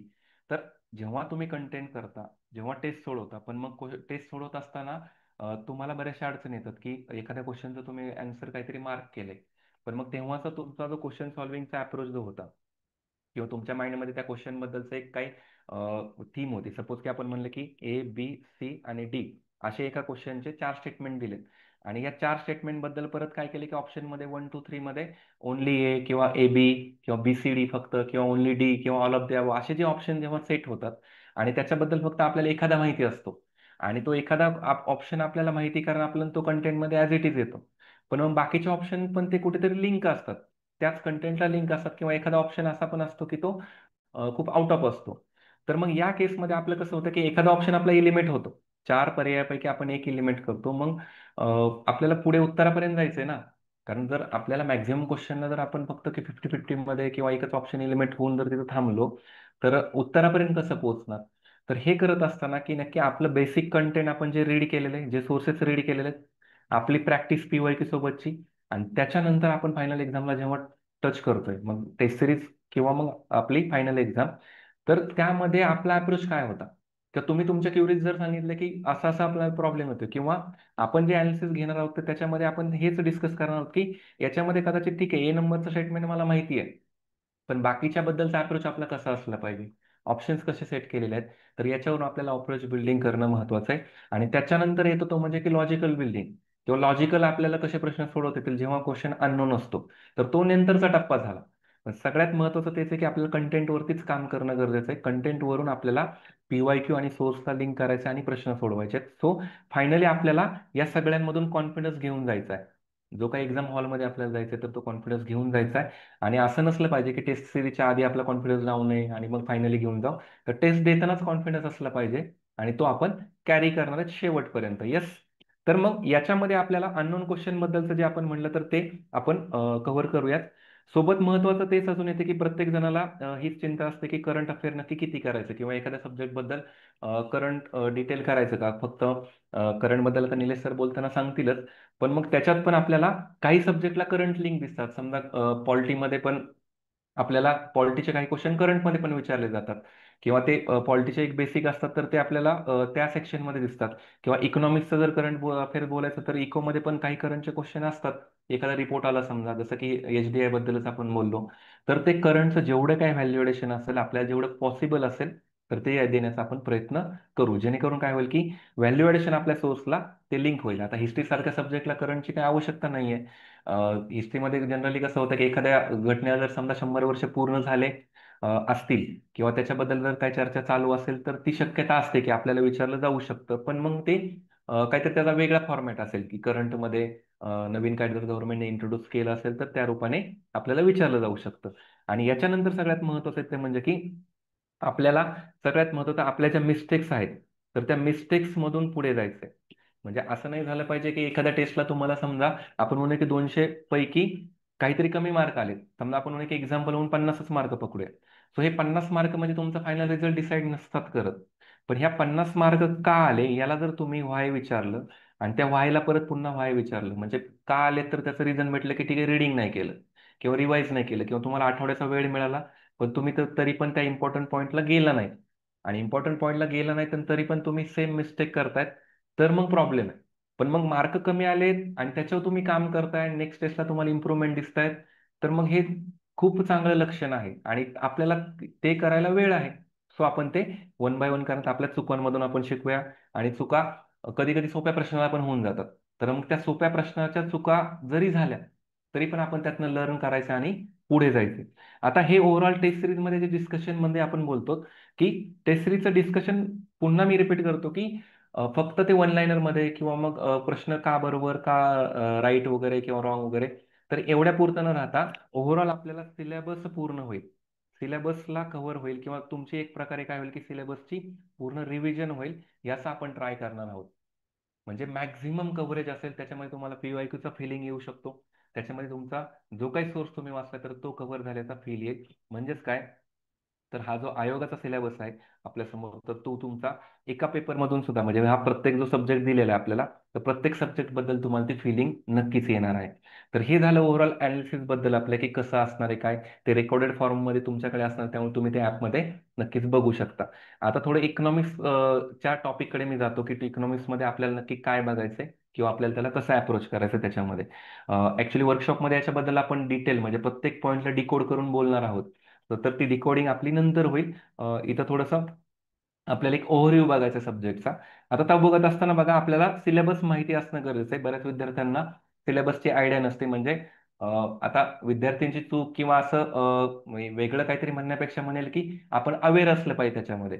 अवेअर कसं असलं पाहिजे, की म्हणजे इव्हन कालचीच गोष्ट आहे, की काही विद्यार्थ्यांनी मला विचारलं की मग ते टॅक्स बद्दलचं नक्की मग राज्यसेवेसाठी किंवा ह्या नागरिक सेवेसाठी नक्की काय वाचू त्याच्यामधले. तर टॅक्स हा टॉपिक प्रिलिम्सला नाहीच आहे आपल्याला, किंवा टॅक्स बद्दल क्वेश्चनच नाही आला. तुम्ही 2013 पासूनचे पण क्वेश्चन काढून बघा, तर मग तो क्वेश्चन नाहीच येत आपल्याला, किंवा तो एरियाच नाही, तर मग आपण तो उगीच आपलं बर्डन वाढवून घ्यायचंय का. जसं रुपेश सरांनी बोलले की बा आपल्याला ते बर्डन रिमूव्ह करायचं, आपल्याला ते कमी करायचंय ओझं. मग उगीच आपण ओझं घेऊन येतोय का, की अनावश्यक गोष्टी वाचणं वगैरे. तर सिलेबस डिकोडिंग असणं खूप महत्वाचं आहे ना. मग या केसमध्ये आपण जर बघितलं, तर आयोगाने आपल्याला जो दिलेला सिलेबस आहे, तर सिलेबस आपण इकॉनॉमिक्सचा प्रायोरिटीने बघूया. आता इकॉनॉमिक्स मध्ये सिलेबस देत असताना त्यांनी क्लिअरली मेन्शनच केले इथं, की इकॉनॉमिक अँड सोशल डेव्हलपमेंट. तो इकॉनॉमिक अँड सोशल डेव्हलपमेंट असेल, जर आर्थिक सामाजिक आपल्याला विकास करायचा, तो ह्या डेव्हलपमेंट ओरिएंटेडच सगळ्या गोष्टी फिरणार आहेत. आणि त्या फिरत असताना त्याच्यामध्ये क्लिअरली आहे की सस्टेनेबल डेव्हलपमेंट, शाश्वत विकास दिलेला आहे आपल्याला. सो तो शाश्वत विकासाच्या रूपाने आपल्याला मग सस्टेनेबल डेव्हलपमेंट गोल्स असतील, किंवा मग मिलेनियम डेव्हलपमेंट गोल्स असतील, किंवा आपण म्हणतो की शाश्वत विकासासाठी भारत नक्की काय करतं, किंवा जागतिक लेवलला काय होते. मग त्याच्यामध्ये रिओ परिषदा आल्या, किंवा त्याच्यामध्ये आपण बघतो की ज्या कॉन्फरन्स ऑफ पार्टीज आपण त्याला म्हणतो, की किंवा UNFCC म्हणतो, किंवा क्लायमेट चेंज जे होते, तर त्याच्यासाठी जागतिक लेवलला काय प्रयत्न केले जातात, भारतामध्ये काय प्रयत्न केले जातात, आणि त्याच्यासाठीचे कुठले प्रोग्राम रन केले जातात. तर यावरती आपल्याला प्रश्न विचारला थेटपणे, म्हणजे सिलेबसला धरून आयोगाने प्रश्न विचारले. त्याचबरोबर समजा सस्टेनेबल डेव्हलपमेंट गोल्स च्या रूपाने आपल्याकडे एक इंडेक्स पण आहे, नीती आयोग जारी करते. सो सलग आयोगाने 2 वर्ष प्रश्न विचारला आपल्या त्यावरती, की त्याच्यामध्ये कुठल्या स्टेटची किती रँकिंग आहे, किंवा त्यांना मिळालेलं वेटेज वगैरे याच्याबद्दल आपल्याला क्वेश्चन विचारलेला आहे. सो हे आपण सिलेबसच्या प्रायोरिटीने बघणं गरजेचं आहे. PYQ मध्ये कुठे आयोग जाते, तर हे मायन्यूट लेवलला आपल्याला बघणं आवश्यक आहे. आयोग याच्यामध्ये आपल्याला क्वेश्चन विचारते. क्वेश्चनचं एक डिस्ट्रीब्युशन आपण त्याच्याकडे जाऊया सिलेबस बघितल्यानंतर. त्यानंतर बघा, पॉवर्टी हा एक टॉपिक दिलेला आहे. पॉवर्टी म्हणजे दारिद्र्य. तो दारिद्र्य आणि बेरोजगारी, किंवा पॉवर्टी अँड अनएम्प्लॉयमेंट, असा एक हा टॉपिक बनतो. आणि त्यावरती आपल्याला प्रश्न पाहायला मिळतात. त्याच्यानंतर इन्क्लुजन नावाचा एक टॉपिक आहे. इन्क्लुजन म्हणजे समावेशन.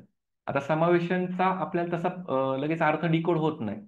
इन्क्लुजन याचा अर्थ काय, की समाजामधला प्रत्येक घटक जो आहे, तर प्रत्येक घटक कुठल्या ना कुठल्या काही गोष्टींनी डिप्राईव्ह आहे, वंचित आहे. म्हणजे काय आहे, की समजा ग्रामीण भागात म्हणलं तर कदाचित रस्त्यामुळे वंचित असेल एखादा घटक, काही गावापर्यंत समजा वीजच नसेल गेलेली, किंवा शहरी भागामध्ये पण आपण बघूया की स्लम एरिया असेल, की त्यांच्यापर्यंत बेसिक सुविधाच नसतील गेलेल्या, किंवा काहींना पिण्याच्या पाण्याची सुविधा नसेल. सो ह्या सगळ्या घटकांना एकत्रित आणून काय करायचे, की सगळ्या सुविधा पुरवणं, म्हणजे एक प्रकारे आपण म्हणतो की इन्क्लुजन, सगळ्यांना समाविष्ट करायचंय.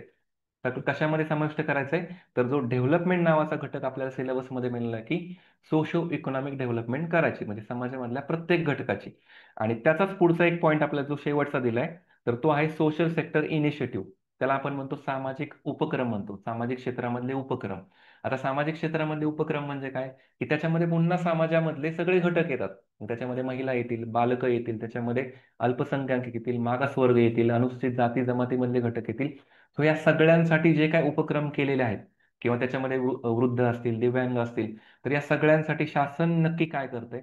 आणि शासन करते म्हणजेच काय, तर अल्टिमेटली त्यांच्या सोशिओ इकॉनॉमिक डेव्हलपमेंटसाठी काय केलं जातंय, यावर आपल्याला प्रश्न बघायला मिळतात. प्रश्नाचा जर आपण आवाका बघितला, प्रश्नाचा जर रोख बघितला, तर तिथं प्रश्न येतात. तर या घटकांमध्ये राहिलेला एक घटक म्हणजे तो आहे डेमोग्राफिक्स. हा जो डेमोग्राफिक घटक आहे, तर त्याला आपण लोकसंख्या म्हणतो. आता या लोकसंख्येच्या नावामध्ये पण आयोगाने कशी चूक केली, तर हे सुद्धा तुम्हाला माहिती पाहिजे. सिलेबसमध्ये देताना आयोगाने कुठलं ट्रान्सलेटर वगैरे कुठल्या गोष्टीमध्ये केले माहित नाही, पण तिथं लोकशाही हा शब्द दिला. कदाचित काही विद्यार्थी लोकशाही म्हणून लोकशाहीबद्दलच प्रिपेअर करतील, 4-5 पानाचं डॉक्युमेंट कुठून तरी आणतील आणि वाचतील. लोकशाहीचा संबंधच नाहीये तिथे, लोकसंख्याचं टॉपिक आहे, काहीच संबंध नाही लोकशाहीचा. तर हे सुद्धा करेक्शन आपल्याकडनं असणं गरजेचं आहे, किंवा मी जसं आधी म्हणलं की तुमचा अवेअरनेस असला पाहिजे याच्याबद्दलचा, की नक्की कशात काय विचारलं जातं किंवा कशाबद्दल आपल्याला काय गोष्टी येतात. सो हे प्रायोरिटी आपली झाली सिलेबसला धरून. आता ह्याच्यामध्ये प्रत्येक पॉईंटला आपल्याला डिटेल जायचंय, प्रत्येक पॉईंट आहे म्हणजे त्याच्यामध्ये आपण हे फक्त आयोगाने दिलेले टॉपिक नाही करणार आहे, तर त्याच्याही पुढे जाऊन आपण कुठे जाणार आहोत, तर आपण जाऊया की क्वेश्चन डिस्ट्रीब्युशनकडे. आणि तुम्हाला मी इतर टॉपिक बद्दल थोडं सांगतो आणि याच्याबद्दल आपण मग बोलूया. बघा आता इकॉनॉमिक्स हा टॉपिक ऍक्च्युली बघितला तर म्हणजे 15 प्रश्नांचा टॉपिक आपण म्हणूया. आणि 15 प्रश्न म्हणजे आपले 30 मार्क होत आहेत. आणि हे 30 मार्क म्हणजे आपल्याला हक्काचे मार्क आहेत. हक्काचे मार्क देणारा हा घटक आहे. कारण का आपल्याला प्रश्नांचं रिपिटेशन किंवा प्रश्नांचे ठराविक एरियाज हे बघितले तर आपल्याला हा पॉईंट सोपा जातो. पण मग तरी पण जर बघितलं तर बऱ्याच विद्यार्थ्यांना इव्हन तुम्ही 23चे 24चे प्रिलिम्सचे मार्क्स बघा, तर 15 प्रश्नापैकी बिलो 10 असे करेक्ट आलेले क्वेश्चन आहेत.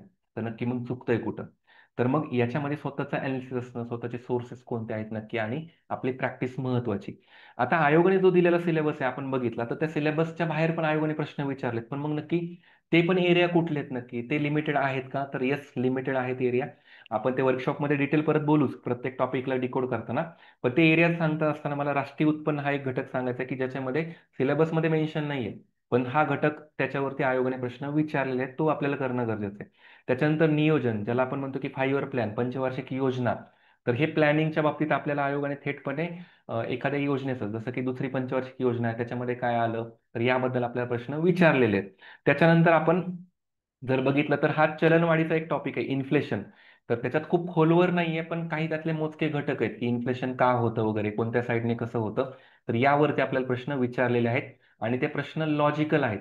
लॉजिकल आहेत म्हणजे काय, जर आपण आपल्या आसपासला लिंक केलं तर लॉजिकल येतात, किंवा त्याच्यामध्ये मग कन्सेप्ट आपल्याला काही गोष्टींच्या क्लिअर असणं गरजेचं आहे. तो ते घटक आपण करणार आहोत.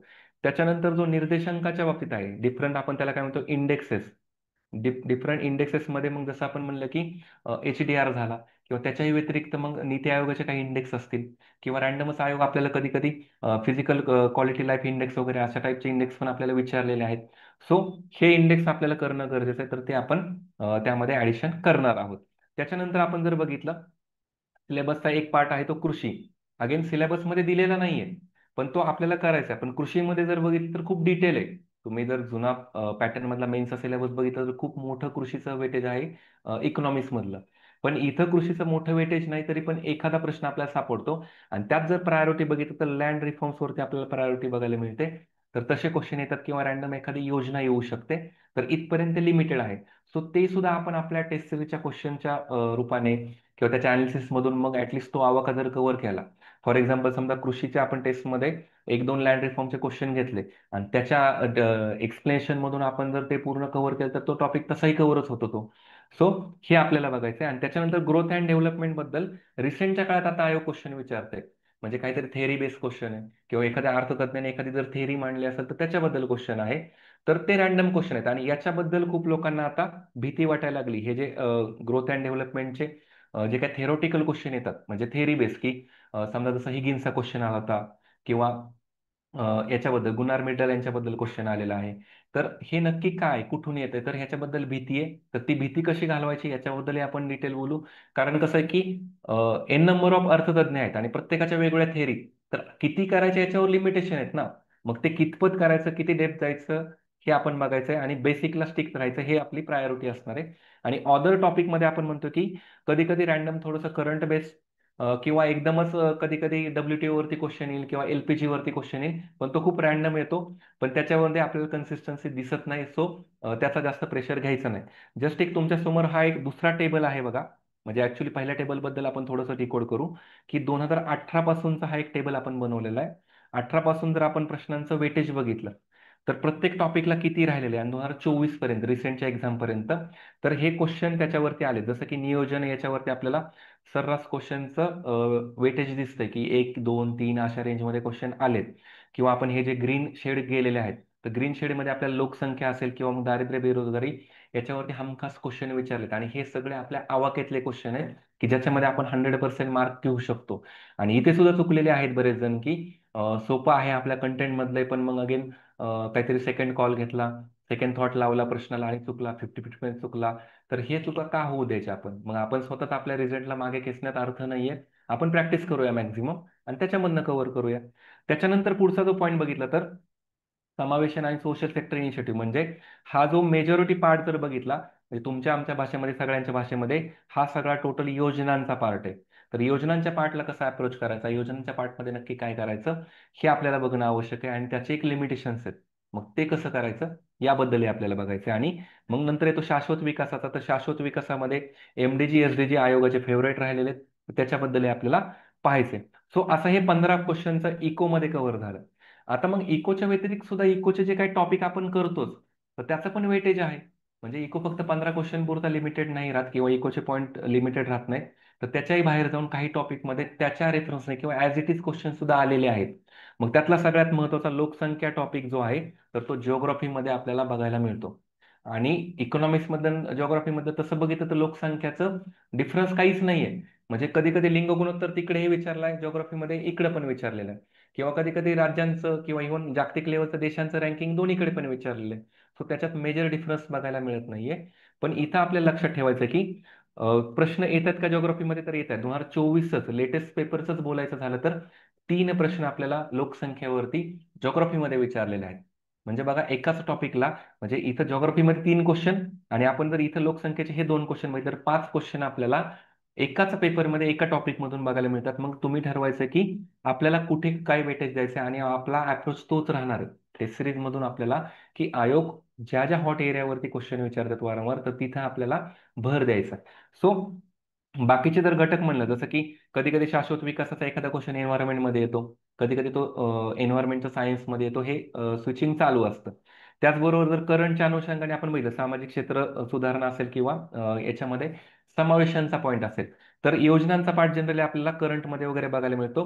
किंवा तुम्ही जर बघितलं असेल एक प्रश्न मागे जोड्या लावायचा वगैरे तो NCERT कोठारी कमिशन कधीचे वगैरे, तो डायरेक्टली आपल्याला कशामध्ये आला होता, हिस्ट्रीमध्ये विचारला होता. इव्हन कोठारी कमिशन बद्दल आता 2024च्या पेपरमध्ये तो हिस्ट्रीमध्ये क्वेश्चन विचारला एज्युकेशनचा. जे एज्युकेशन आपण एक बेसिक लेवलचा आपल्या समावेशन टॉपिकमध्ये करतो त्याच्याबद्दलचा क्वेश्चन हिस्ट्रीच्या सेक्शनमध्ये विचारला. सो अशा काही सुद्धा म्हणजे काही लिंक आपल्याला मिळाल्या तर चांगलं आहे ना, की आपले क्वेश्चन ते कव्हर होणार आहेत. सो एकंदरीतच काय की आपलं एक्सप्लेनेशन खूप महत्वाचं आहे, की आपण प्रत्येक पॉइंटला टच करणार आहे. आता ओव्हरऑल हे इकॉनॉमिक्सचं झालं. इकॉनॉमिक्सची एक डिकोडिंगची आपली एक फाईल आहे. ती फाईल कदाचित म्हणजे तुम्हाला चॅनलवरती मिळाली पण असेल, की आपण हे काय केलं की प्रत्येक सिलेबसचा जो पॉईंट आहे तर त्याला डिकोड केलंय. याच्याबद्दल वर्कशॉपमध्ये आपण डिटेलमध्ये बोलूया, कारण का तसं बोलायला गेलं तर याला 2 तास पण पुरणार नाहीत आपल्याला. मग याच्यावरचा एक आपण ओव्हरव्ह्यू घेतलेला आहे. जसं आपलं म्हणलं की समावेशन बद्दल आपण बोललो आणि समावेशनच्या सर्व योजना आपण म्हणतोय, तर यस आपल्याला योजनांवरचा पाठ तो कव्हर करायचा आहे.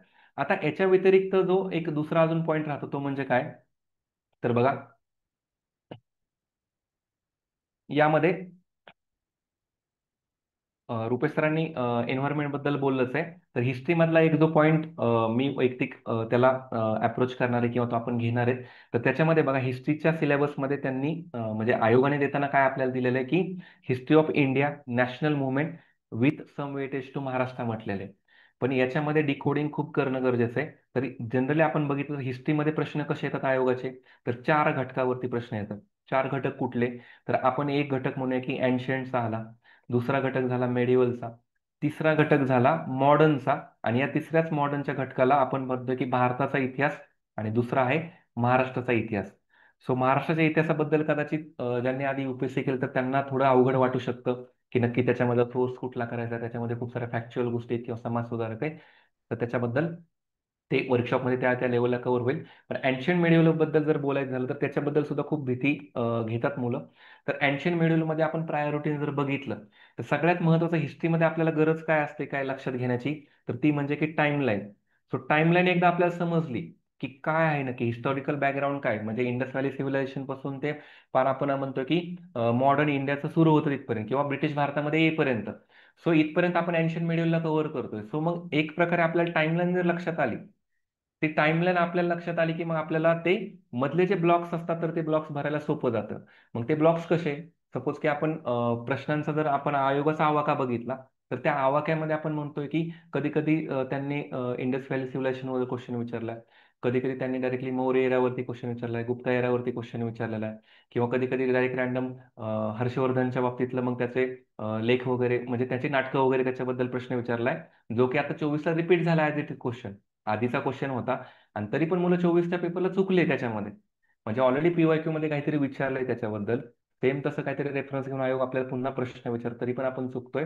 तर याच्यामध्ये एक तर पहिली गोष्ट आपलं पेपर सॉल्व्हिंग नाहीये, आपलं अनालिसिस नाहीये, आणि आपण त्याच्या अराउंडचं कंटेंट करत नाही.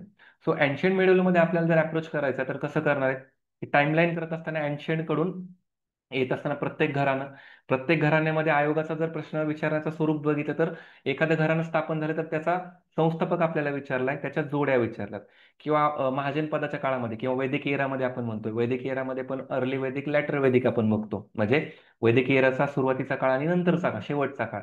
तर या काळामध्ये सुद्धा मग त्याच्यामध्ये कोणत्या विद्वान स्त्रिया होत्या यांच्याबद्दल आपल्याला क्वेश्चन विचारलेला आहे. त्याच्यामध्ये कुणाचे महत्वाचे लिखाणं असतील तर त्याच्याबद्दल, नाटकांबद्दल प्रश्न आहे. आणि त्याचबरोबर महाजनपद हे एक आयोगाचं फेवरेट राहिलेलं आहे. मग 16 महाजनपद असतील किंवा मग जे जनपद आहेत वेगवेगळे, मग त्याच्यामध्ये त्यातले महत्वाचे राजे आणि त्यांच्याबद्दलच्या जोड्या याच्यामध्ये रिपिटेशन दिसतात. तर ते बघणं आपल्यासाठी महत्वाचं आहे. आणि त्याच्यानंतर किंवा त्याच बरोबरीने जर आपण म्हणलं की नॉर्थ इंडियामध्ये महाजनपदाच्या काळात काहीतरी चालू होतं आणि सेम टाइमला साऊथ इंडियामध्ये पण चालू होतं, मग त्याच्यामध्ये चेराज असतील, पांड्याज असतील, चोलाज असतील, तर यांच्यामध्ये पण काहीतरी महत्वाचं होतं आणि त्याच्यामध्ये येतात ते म्हणजे महत्वाचे राजे. तर महत्वाच्या राजांबद्दल आपल्याला विचारलंय की मग एखादी जर गोष्टीची स्थापना केली असेल तर ती कोणी केली, तर मग ते आपल्याला बघणं गरजेचं आहे. म्हणजे खूप डिटेलमध्ये न जाता ऍटलिस्ट काही नावं, काही क्रोनॉलॉजी, काही त्याच्यामध्ये परत जे विदेशी प्रवासी आलेले आहेत भारतामध्ये त्याच्याबद्दल प्रश्न आपल्याला विचारलेत, किंवा विजयनगर एम्पायर बद्दल नक्की कोणीतरी काहीतरी म्हटलंय की खूपच भारी शहर होतं असं तसं, तर मग त्याच्याबद्दलचे आपल्याला अवेअरनेस असणं गरजेचं आहे किंवा ते आपण वाचणं गरजेचं आहे. नंतर जेव्हा आपण मध्ये येतो, मध्ये येत असताना काय बघतो की आपण टाइमलाईन सगळ्यात महत्वाची, तीच टाइमलाईन बद्दल धरून आपल्याला आयोगाने विचारलेत प्रश्न. जसं की आपण होतं दिल्ली सल्तनत बद्दल आपल्याला 1 to 1 विचारलेले, की समजा मग गुलाम घराणं, तुघलक घराणं किंवा मग बाकीचे घराणे जे आहेत, तर त्याच्यामधले महत्वाचे घटक विचारलेत. कोणाला कोणी पॅट्रोनेज दिले, म्हणजे कोणाला राजाश्रय दिलेला आहे याच्याबद्दल विचारलेले. सो हे सगळे घटक आपल्याला कव्हर करायचे. आणि मग याच्यासाठीचे सोर्सेस, याच्यासाठीचे आपल्याला जे काही लिमिटेड एडिशन मध्ये आपल्याकडे जे सोर्सेस उपलब्ध आहेत तर त्याला कसं कन्वर्ट करायचंय, आणि क्वेश्चन थ्रू पुन्हा एकदा त्याला कसं रिवाइज करायचं, तर हे आपण आपल्या 1 to 3 मध्ये बघणार आहेत. आणि आपण रेडी राहणार आहेत 4 साठी. तो आपल्या टेस्ट सिरीजचं जे टायटल आहे पुन्हा त्याला म्हणजे जिथून सुरुवात केली तिथे येऊया. 1 to 3 हे आपण कव्हर करूया, आणि तुम्ही ह्या सगळ्याचं एकत्रित कंपाईल करून तुम्ही 4 साठी रेडी राहणार, म्हणजे आपल्याला ते सगळं जमणार आहे आणि तो कॉन्फिडन्स घेऊन जायचे. सो एक्सप्रेशनच्या अनुषंगाने किंवा मग इकॉनॉमिक्स आणि अँशियंट मिडलच्या अनुषंगाने हे ओव्हरऑल माझ्या साईडनं झालं. बाकी काय ॲडिशन असेल तर ती वेळोवेळी आपण करूया नक्की. येस, बाकी मग पुढे निलेश सर कंटिन्यू करतील. Yes yes, thank you Pramod sir. Yes, thank you sir.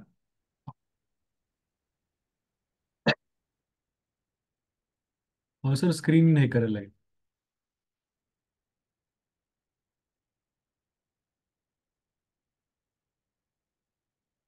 Yes. तर प्रमोद सरांनी नेमकं टेस्ट सिरीजमध्ये आपण जे पीवायक्यू एक्सप्लेनेशन, पीवायक्यू म्हणण्यापेक्षा आपले जे क्वेश्चन्स एक्सप्लेनेशन जे आहे, तर ते आपण कसं करणार आहोत त्याच्याबद्दल थोडीशी आयडिया दिली, किंवा सब्जेक्टची पण काही आयडिया दिली. मी त्यात एक ॲडिशन करतो की जेव्हा आपण प्रश्न काढणार आहेत टेस्ट सिरीजचे, म्हणजे याच्या आधी आपण याच पद्धतीने टेस्ट सिरीज फॉलो करायचो, मध्यंतरी आपण सगळा हा कार्यक्रम बंद केला होता. पण आपण जेव्हा टेस्ट सिरीजचे प्रश्न काढणार आहेत तेव्हा आपण हे मेक शुअर करणार की तुमचे एरिया जे आहेत जे कदाचित तुम्ही कव्हर नाही करत, तर ते टच होतील. म्हणजे समजा तुम्हाला माहिती आहे की या या विशिष्ट घराण्यावरती प्रश्न विचारला जाणार आहे वर्कशॉपमध्ये, समजा तुम्हाला सरांनी सांगितले की आपण एन्शियंट मिडिवलमध्ये या या घराण्यांवरती प्रश्न विचारणार आहे किंवा या या रिजनवरती आपण प्रश्न विचारणार आहे, तर शक्यता अशी असणार आहे ऑब्व्हियसली की तुम्ही त्या पर्टिक्युलर पिरियडमध्ये किंवा तुमच्या अभ्यासामध्ये ते इन्क्लूड कराल, ते टॉपिक्स कराल. किंवा मी समजा पॉलिटिक्सचं बोललो तर असं होईल की तुम्ही राष्ट्रपती राज्यपाल तर करताच आहे, पण जर तुम्हाला वर्कशॉपमध्ये ऑलरेडी माहिती आहे की तुम्हाला भाषा सुद्धा करावी लागेल, 8वा शेड्यूल पण करावा लागेल, पुन्हा पंचायत राज वगैरे, तर ठीक आहे तुम्ही ते करता, ते जास्त करता तुम्ही करता. किंवा मग कदाचित तिथे सांगितलं असेल की तुम्हाला पंचायत राज थोडंसं लिमिटमध्ये करायचं आहे वगैरे. तर या अनुषंगाने जर ऑलरेडी आपल्याला वर्कशॉपमध्ये आयडियाज असतील तर त्याच्यानुसार प्रश्न येणार आहेत. आणि त्याच्यानुसार तुमचा टेस्ट सिरीजचा स्कोअर येणार आहे, आणि टेस्ट सिरीजचा स्कोअर रँकिंग हे तुमच्यासाठी मॅटर करणार आहे. मग ते जर त्या गोष्टीला जर मनात ठेवून तुम्ही अभ्यास करता तर ऑब्व्हियसली तुमचं प्रिपरेशन आपोआप स्ट्रीमलाईन व्हायला काही हरकत नाही. म्हणजे विचारच आपण असं करूया की तुम्हाला सांगतानाच देताना सांगूया की हा टॉपिक आपण विचारणार आहे. फॉर एक्झाम्पल, जर सिटिझनशिपवरती 1 किंवा 2 प्रश्न येणारच आहे, हे ठरलेलंच आहे टेस्ट सिरीजमध्ये, तर तुम्हाला तो टॉपिक असंही बघावाच लागेल. किंवा जम्मू काश्मीर किंवा युटी वरती प्रश्न येणारच आहे हे जर तुम्हाला माहित असेल, तर तो तुम्हाला टॉपिक बघावा लागेल. मे बी तुम्ही तो असा करणारच नाही किंवा तोपर्यंत तिथं तुम्ही पोहोचणार नाही. किंवा मागच्या वर्षी जो गेम झाला की नॉन कॉन्स्टिट्युएंट बॉडीज केल्याच नाही आणि त्या चुकल्या, तर असं सहसा टेस्ट सिरीजच्या माध्यमातून जे होऊ शकतं, म्हणजे तुमचं जे होऊ शकतं ते टेस्ट सिरीजच्या माध्यमातून आपण अवॉइड करण्याचा प्रयत्न करू. ठीक आहे. आणि दुसरी एक गोष्ट की अजून एक ऍडिशन पीवायक्यूच्या एक्सप्लेनेशन मध्ये, सॉरी, टेस्ट सिरीजच्या एक्सप्लेनेशन मध्ये, की आपण असं प्रयत्न करणार आहोत की समजा 80 क्वेश्चन्स एका सब्जेक्टचे आहेत, तर त्या 80 क्वेश्चन्स मध्ये काही क्वेश्चन्स हे विशिष्ट एका टॉपिकला धरून असतील. समजा 3 क्वेश्चन्स हे काय म्हणूया आपण एन्शियंट मधल्या वैदिक आणि लॅटर वैदिक वरती असतील. समजा समजा आपण 5 क्वेश्चन्स मिडिवल मधल्या विशिष्ट सेक्शन बद्दल विचारले, ते जरी पेपरमध्ये रॅन्डमली विचारलेले असतील तरी आपण तुमचं डिस्कशन घेताना मात्र आपण ते क्वेश्चन क्लब करतो. म्हणजे आपण क्वेश्चनचं सिक्वेन्स 1 ते 80 किंवा 1 ते 100 असं करण्याऐवजी आपण 1 ते 80 मधला पहिला क्वेश्चन, नंतर 7वा क्वेश्चन, मग नंतर 21वा, मग मे बी काय 43वा, जे क्वेश्चन्स रिलेटेड असतील, जे एकासारख्या धाटणीचे असतील, ऑप्शन्सनुसार रचना जिची सारखी असेल, तसं आपण डिस्कशन घेण्याचा प्रयत्न करतो. त्याचा इफेक्ट जास्त आतापर्यंत आपल्याला मिळालेला होता मागे. तर तोच आपण परत रिपीट करण्याचा प्रयत्न करू. आता एक सगळ्यात महत्त्वाची गोष्ट म्हणजे करंटच्या बाबतीमध्ये भरपूर गडबडी आहेत की खूप जण करंटमध्ये मार्कच घेत नाहीत. 15 पैकी 7, 6 बरोबर येणं वगैरे असं भरपूर जणांचं आहे.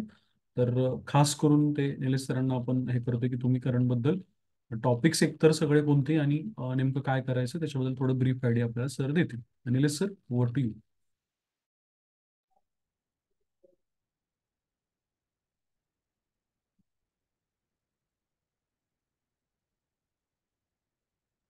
पीडीएफ दिसते सर?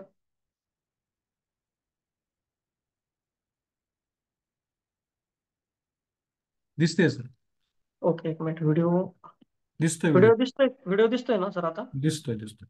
Okay okay. तुम्हाला पण एक ऑप्शन असेल बघा निलेश सर, डिसेबल अॅनोटेशनचा. डिसेबल? अॅनोटेशन म्हणून स्क्रीन शेअर जिथे केली ना तिथेच ऑप्शन असेल. एक मिनिट चेक करतो सर. ते डिसेबल मुलांचे जे अंडरलाईन्स आहेत ते येणार नाही मग त्याच्यात.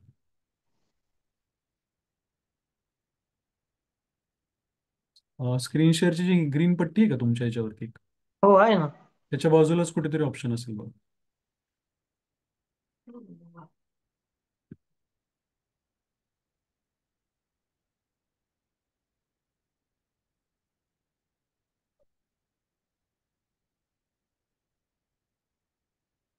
तिथे स्क्रीन शेअर केले ना तिथेच बाजूला कोपऱ्यात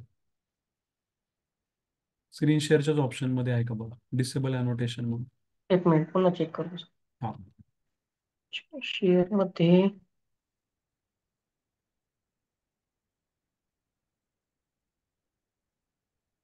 डॉक्युमेंट तसा ऑप्शन दिसत नाही सर. ओके, मग एक काम करा सर, मी शेअर करतो पीडीएफ आणि चालेल तसं सर. तुम्ही सांगा. तुम्ही आता हे करा, स्क्रीन शेअर काढून टाका. ठीक आहे सर. बघा सर, दिसतंय का? हो आली सर. तुमचा व्हिडिओ चालू करा. हा व्हिडिओ चालू आहे सर. हा.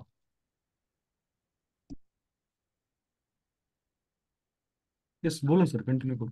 हा ठीक आहे. तर पहा इथे पहिल्यांदा सर्वांना नमस्कार. तर आपण इथे टेस्ट सिरीज संदर्भात बोलत आहोत. त्याच्या संदर्भात करंट अफेअर संदर्भात जी जबाबदारी माझ्याकडे दिली आहे तर त्याविषयी मी ते सांगतोय. चालू घडामोडी हा जो विषय आहे तर या विषयाला पण 15 प्रश्न आणि 30 मार्कांचं वेटेज आहे. म्हणजे खूप महत्वाचं आहे. आणि काय झालं की गेल्या काही परीक्षांपासून त्याची डेप्थ खूप वाढवलेली आहे. त्यामुळे अचानक जिथं चांगले मार्क्स यायचे तिथे 5, 6, 7 असे प्रश्न बरोबर यायला लागले. आणि त्या 5, 6, 7 प्रश्नांमध्ये पण काही प्रश्न हे तुक्के मारून बरोबर आढळलेले आहेत. खास करून आताची राज्यसेवा पूर्व परीक्षा सर्वांनी 24चा पेपर पाहिलेला असेल. तर त्याच्यामध्ये विश्लेषण ज्यावेळेस केलं त्यावेळेस लक्षात आलं की या आधी कसं असायचं की वन लाईनर क्वेश्चनची संख्या जास्त असायची. म्हणजे नेहमी आपण वन लाईनर क्वेश्चन्स जास्त पाठ करतो किंवा त्याचा रट्टा मारतो, त्याचा फायदा निश्चित होतो. परंतु वन लाईनर क्वेश्चनची संख्या ही 3च होती.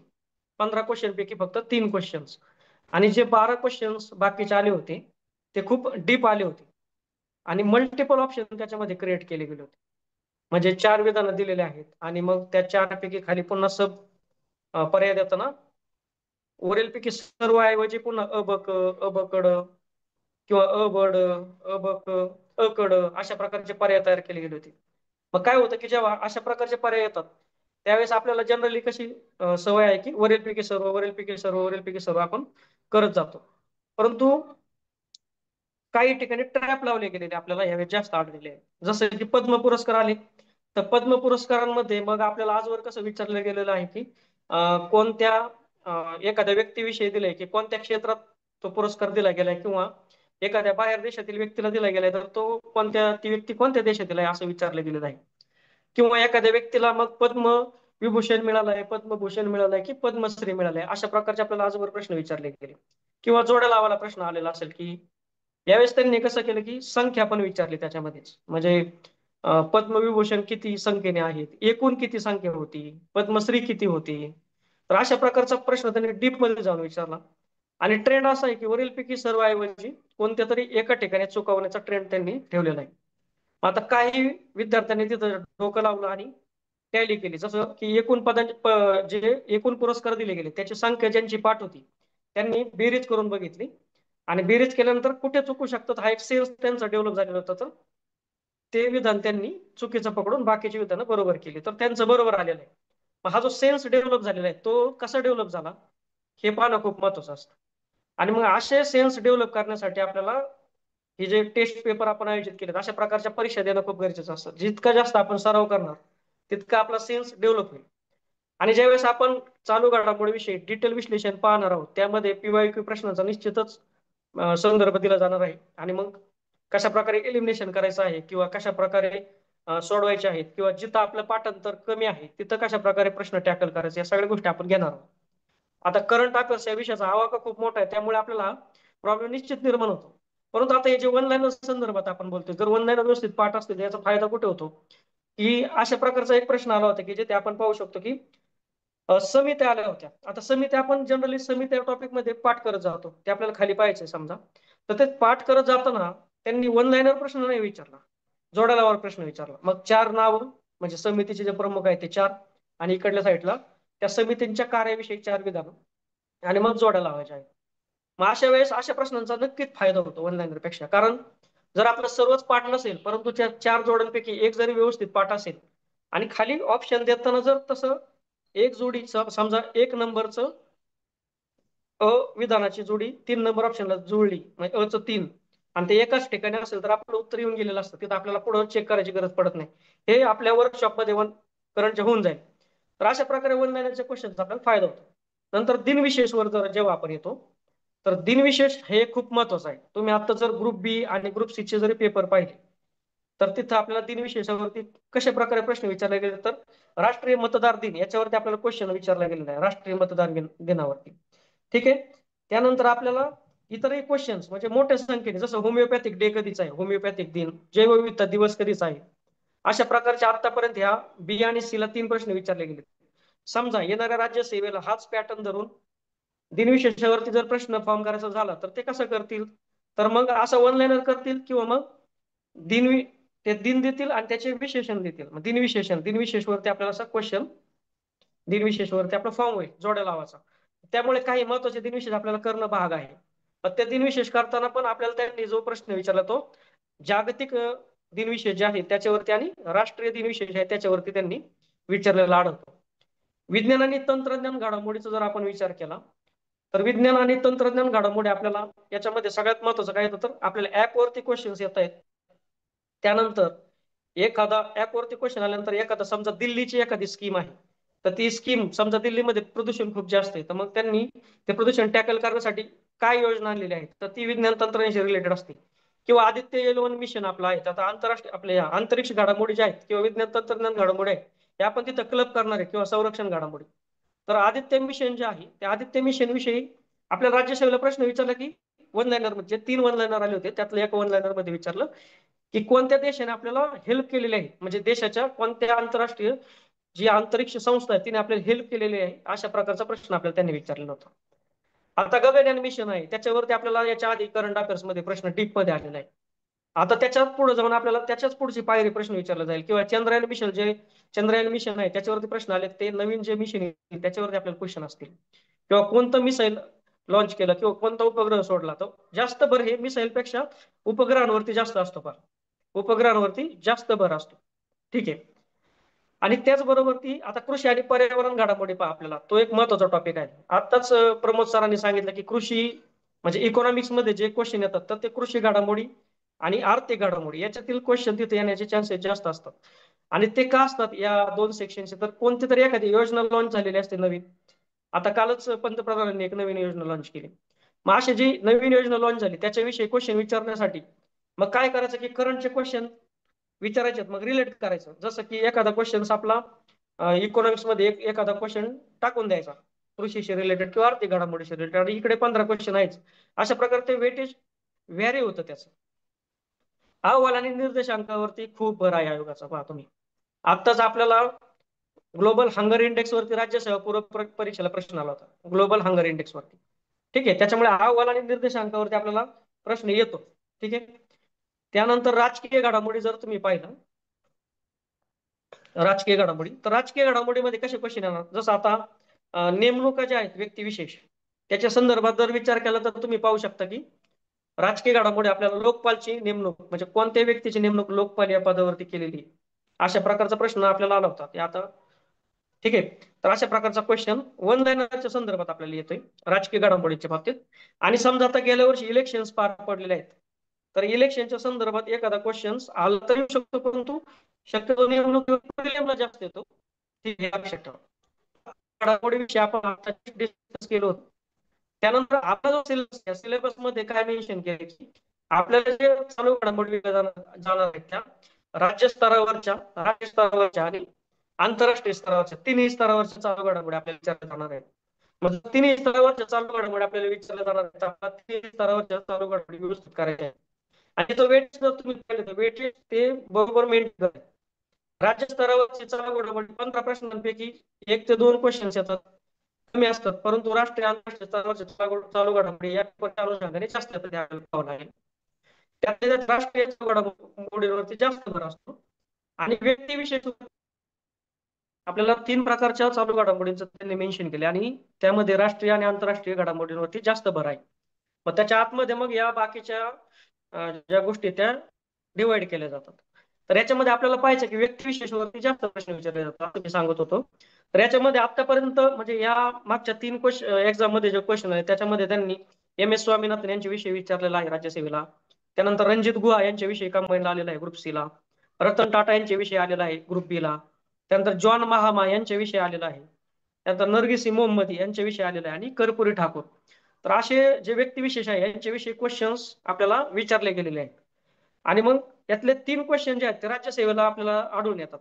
तर मग अशा प्रकारे भर दिलेला आहे. तर आपल्याला हे पाहायचे, मग यांनी क्वेश्चन विचारताना वन लाईनर विचारलेलं नाही.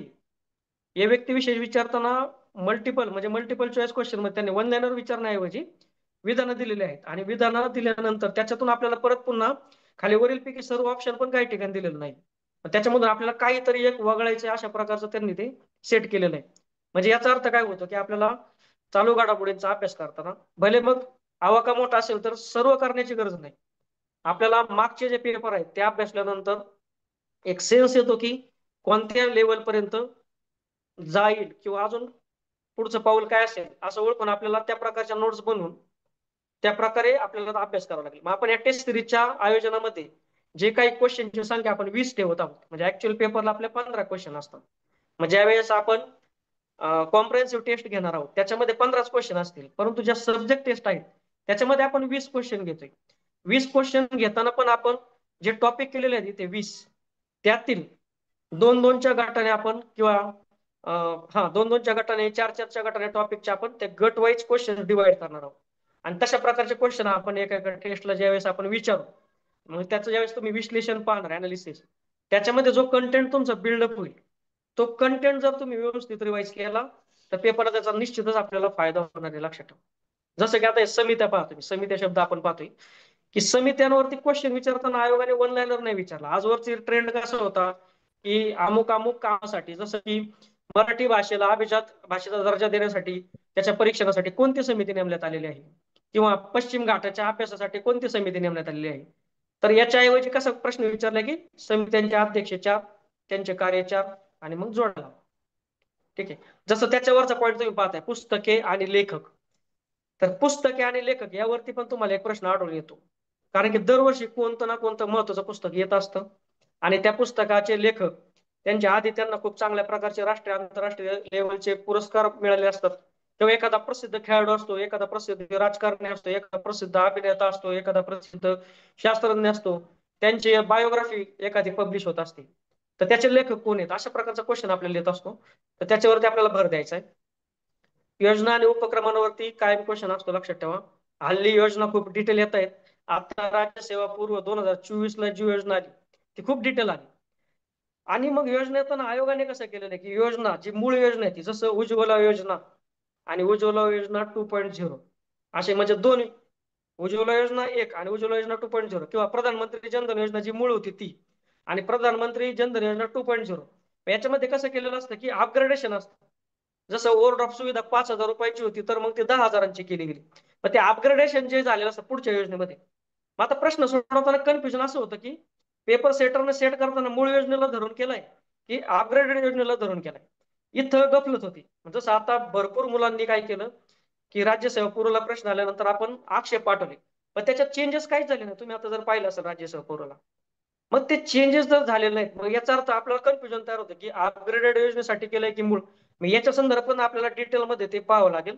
मग ज्यावेळेस योजनेवरती क्वेश्चन फॉर्म होतील त्यावेळेस आपण तिथे तसे ट्रॅप आपण पण लावूया. आणि मग त्यानंतर तुम्हाला जे त्याचं उत्तर देताना आपण काय करू की मग तिथे आयोग काय करायचं, बिल्डअप करावं लागेल. शेवटी काय होतं की आपल्याकडून ज्या चुका होतात त्या चुका अभ्यासाच्या कमतरतेमुळे नाही. कधी कधी काय होतं की आपल्याला आयोगाने काय विचारल्याचा सेन्सच लागत नाही, प्रश्न नीट वाचला जात नाही, किंवा कधी कधी पेपर सेटर कडून सुद्धा चुका होतात काही प्रश्नांमध्ये. आपण पाहिलेलं असेल की प्रश्न कॅन्सल झालेले आपण बऱ्याच वेळेस पाहतो. तर मग ही चूक जी आहे ही आपल्याला लक्षात घ्यावं लागेल. आपण काय आपलं असं आहे की किती अभ्यास केला तरी 15 पैकी 15 आपले क्वेश्चन बरोबर येणार का, नाही. कुठेतरी जाऊन आपल्याला काही क्वेश्चनला तडजोड करावीच लागते, चुकणारच आहे. आणि तसं असतं तर गेल्या वर्षी इतका करंट अफेअर्सचा अभ्यास खूप करून सुद्धा मुलांना तेवढे मार्क्स नाही आले करंट अफेअर्सला, कारण की पेपरला ट्रॅपच भयानक होते. जो योजनेवरच्या क्वेश्चन विषयी मी बोलतो तिथं पण नेमकं आताच मी जो एक्सप्लेन केलं अशा प्रकारे 1.0 की 2.0. निधन वार्ता पाहतो मी, जे निधन वार्ता आहे याच्याविषयी आपण आता बोलतोय की निधन वार्ता टॉपिक मध्ये तुम्ही जर पाहिलं तर एखादी व्यक्ती, जसं आता रतन टाटा आहे, त्यांचं नुकतंच निधन झालेलं आहे. तर मग त्यांच्याविषयी आता एक क्वेश्चन येऊन गेलाय, राज्यसेवेला पण येऊ शकतो कारण की मोठी व्यक्ती आहे. मग त्याच्यामध्ये पण मग ते वेगवेगळे सब ऑप्शन्स तयार करतात, खाली विधान तयार करतात आणि मग आपल्याला निवडायचं असतं. मग हे व्यक्ती विशेष पाहताना आपल्याला खूप डीप मध्ये करताना पण काय होतं की अचानक भरमसाठ मटेरियल. आता एखादी व्यक्ती आहे त्याच्याविषयी, त्या व्यक्तीविषयी कितीतरी आहे. मग आता प्रत्येक गोष्ट आपल्या नजरेखालून जाणार आहे का, नाही. मग कोणतं घटक जो आहे आपल्या नजरेखालून गेला पाहिजे, हे कसं आपलं डेव्हलप होईल, तर सरावाने डेव्हलप होईल. आयोगाला जे व्यक्ती विशेषवरती क्वेश्चन आलेत त्यातले त्यात मग नेमणुका झालेल्या व्यक्तींविषयी आणि निधन वार्ता जे आहे, निधन वार्ताविषयी आतापर्यंत कोणकोणत्या व्यक्ती क्वेश्चन आलेत, त्याच्यामध्ये आयोगाने कोणकोणत्या विधानांवरती भर दिलाय त्या व्यक्तीविषयी. मग अपकमिंग म्हणजे जे आता जे एखादी महान व्यक्ती जिचं निधन झाले, मग त्या व्यक्तीचं जे महान कार्य आहे त्याच्यामधून कशावरती फोकस केला जातोय आपल्याला ते वाचावं लागेल. सर्वच मोठं आपण भरमसाठ मटेरियल वाचू शकत नाही, आपल्याला तेवढा वेळ पण नाही. मग ते आपल्याला टेस्टच्या माध्यमातून मिळणार आहे. आपण टेस्ट सोडवताना ज्या ज्या व्यक्तींविषयी नेमणुका असतील, निधन वार्ता असतील, ज्यावेळेस आपण वाचू त्यावेळेस आपल्याला एक्झॅक्ट त्याच्यावरतीच फोकस करायचा आहे जिथं आपल्याला जाऊ शकतात पेपर सेटर. ठीक आहे. त्यानंतर महत्वाचे पुरस्कार, आताच मी पद्म पुरस्कारांविषयी बोललो. त्याचबरोबर ऑलिम्पिक झालं, ऑलिम्पिकच्या पुरस्कारांविषयी, सॉरी, जे पदक वगैरे मिळालेले त्याच्याविषयी, म्हणजे क्रीडा घडामोडीमध्ये त्या अनुषंगाने आपण पाहू शकतो. तर अशा प्रकारचे पण प्रश्न येतात की त्यांची पण संख्या विचारली गेली. जसे पद्मश्री पद्म पुरस्कार आहेत त्यांची जशी संख्या विचारली तशी ऑलिम्पिकची संख्या विचारली गेली. आणि संख्या विचारताना गमतीचा भाग असा आहे की जसं की इथे एक स्पर्धा झाली होती ज्याच्यामध्ये USA ला पुरस्कार जास्त आहेत, नंतर चीनला आहेत आणि 3 नंबरला जपान आहे. 3 नंबरला जपान आहे तर जपानला 20 पुरस्कार आहेत, गोल्ड मेडल 20, आणि USA ला आणि चीनला 40 आहेत. मग यांनी काय केलं, पेपर सेटरने क्वेश्चन फॉर्म करताना जपानवरती केला.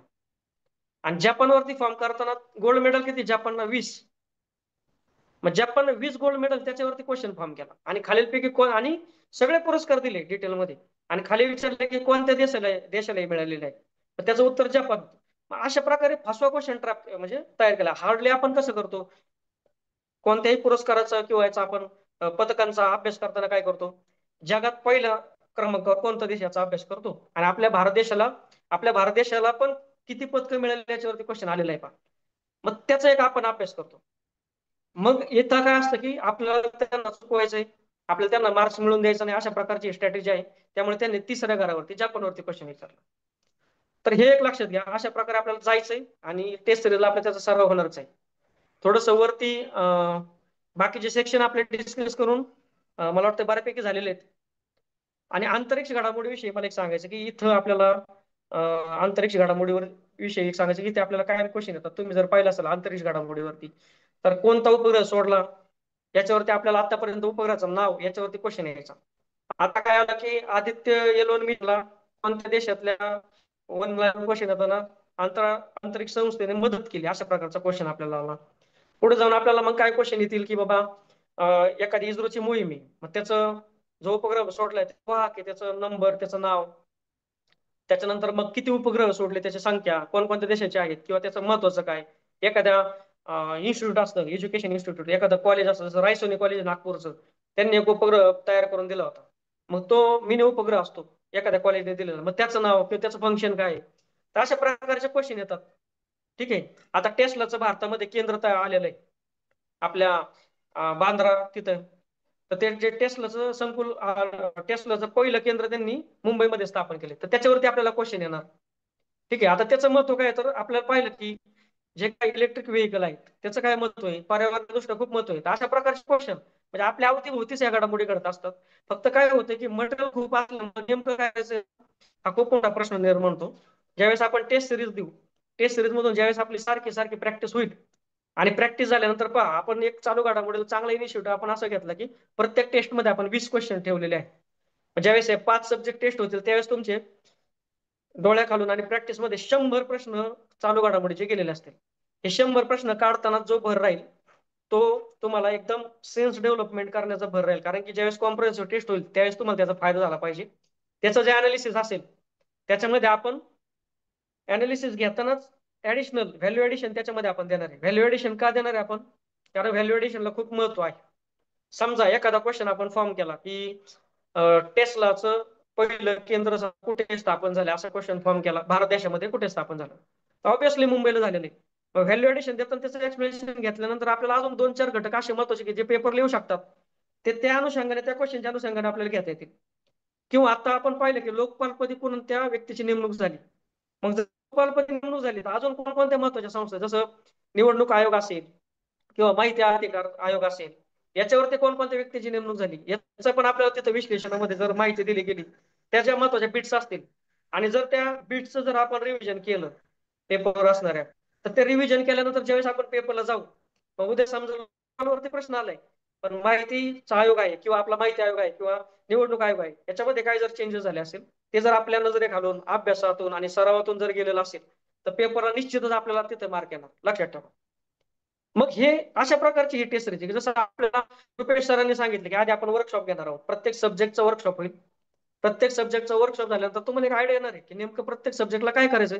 त्यानंतर आपले टेस्ट सुरू होत आहेत, आणि मग त्या अप्रोचने जर आपण टेस्ट दिली, सब्जेक्ट टेस्ट चालू घडामोडी त्याच्यात 20 क्वेश्चन्स, आणि त्याचं विश्लेषण केल्यानंतर जे तुमच्या बिट्स त्याच्यामध्ये तयार होतील व्हॅल्यू ऍडिशनच्या, मग व्हॅल्यू ऍडिशनच्या नुसता कंटेंटचा भडीमार करायचा आहे का, बाजारात भरपूर आहे कंटेंट, त्याचा भडीमार नाही करायचा.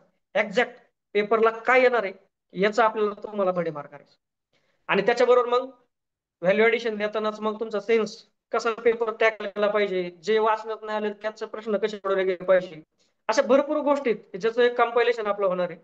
आणि मग त्याच्यामधून आपण घडत जाणार आहे. मग पुढे ज्यावेळेस कॉम्प्रिहेन्सिव्ह टेस्ट आपले होतील त्या 3, त्याच्यामध्ये तुम्हाला याचा खूप फायदा होईल. आणि मग ज्यावेळेस आपण ऍक्च्युअल मध्ये पेपरला जाऊ प्रॉपर तिथं आपल्या राज्यसेवा पूर्व 2025च्या, त्यावेळेस मात्र तुम्हाला याचा निश्चितच खूप फायदा झालेला असेल, हे लक्षात ठेवा आपल्या पेपरला गेल्यानंतर. तर अशा प्रकारे ओव्हरऑल स्ट्रॅटेजी आहे करंट अफेअरची मी जे तुम्हाला सांगितले, आणि पेपरची पण. आता इतर गोष्टींसाठी मी संकल्प सरांना आमंत्रित करतो.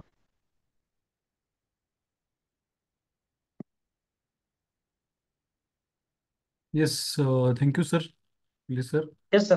रुपेश सर आहेत का सोबत? एक थोडं सायन्स बद्दल जर 5 मिनिटामध्ये.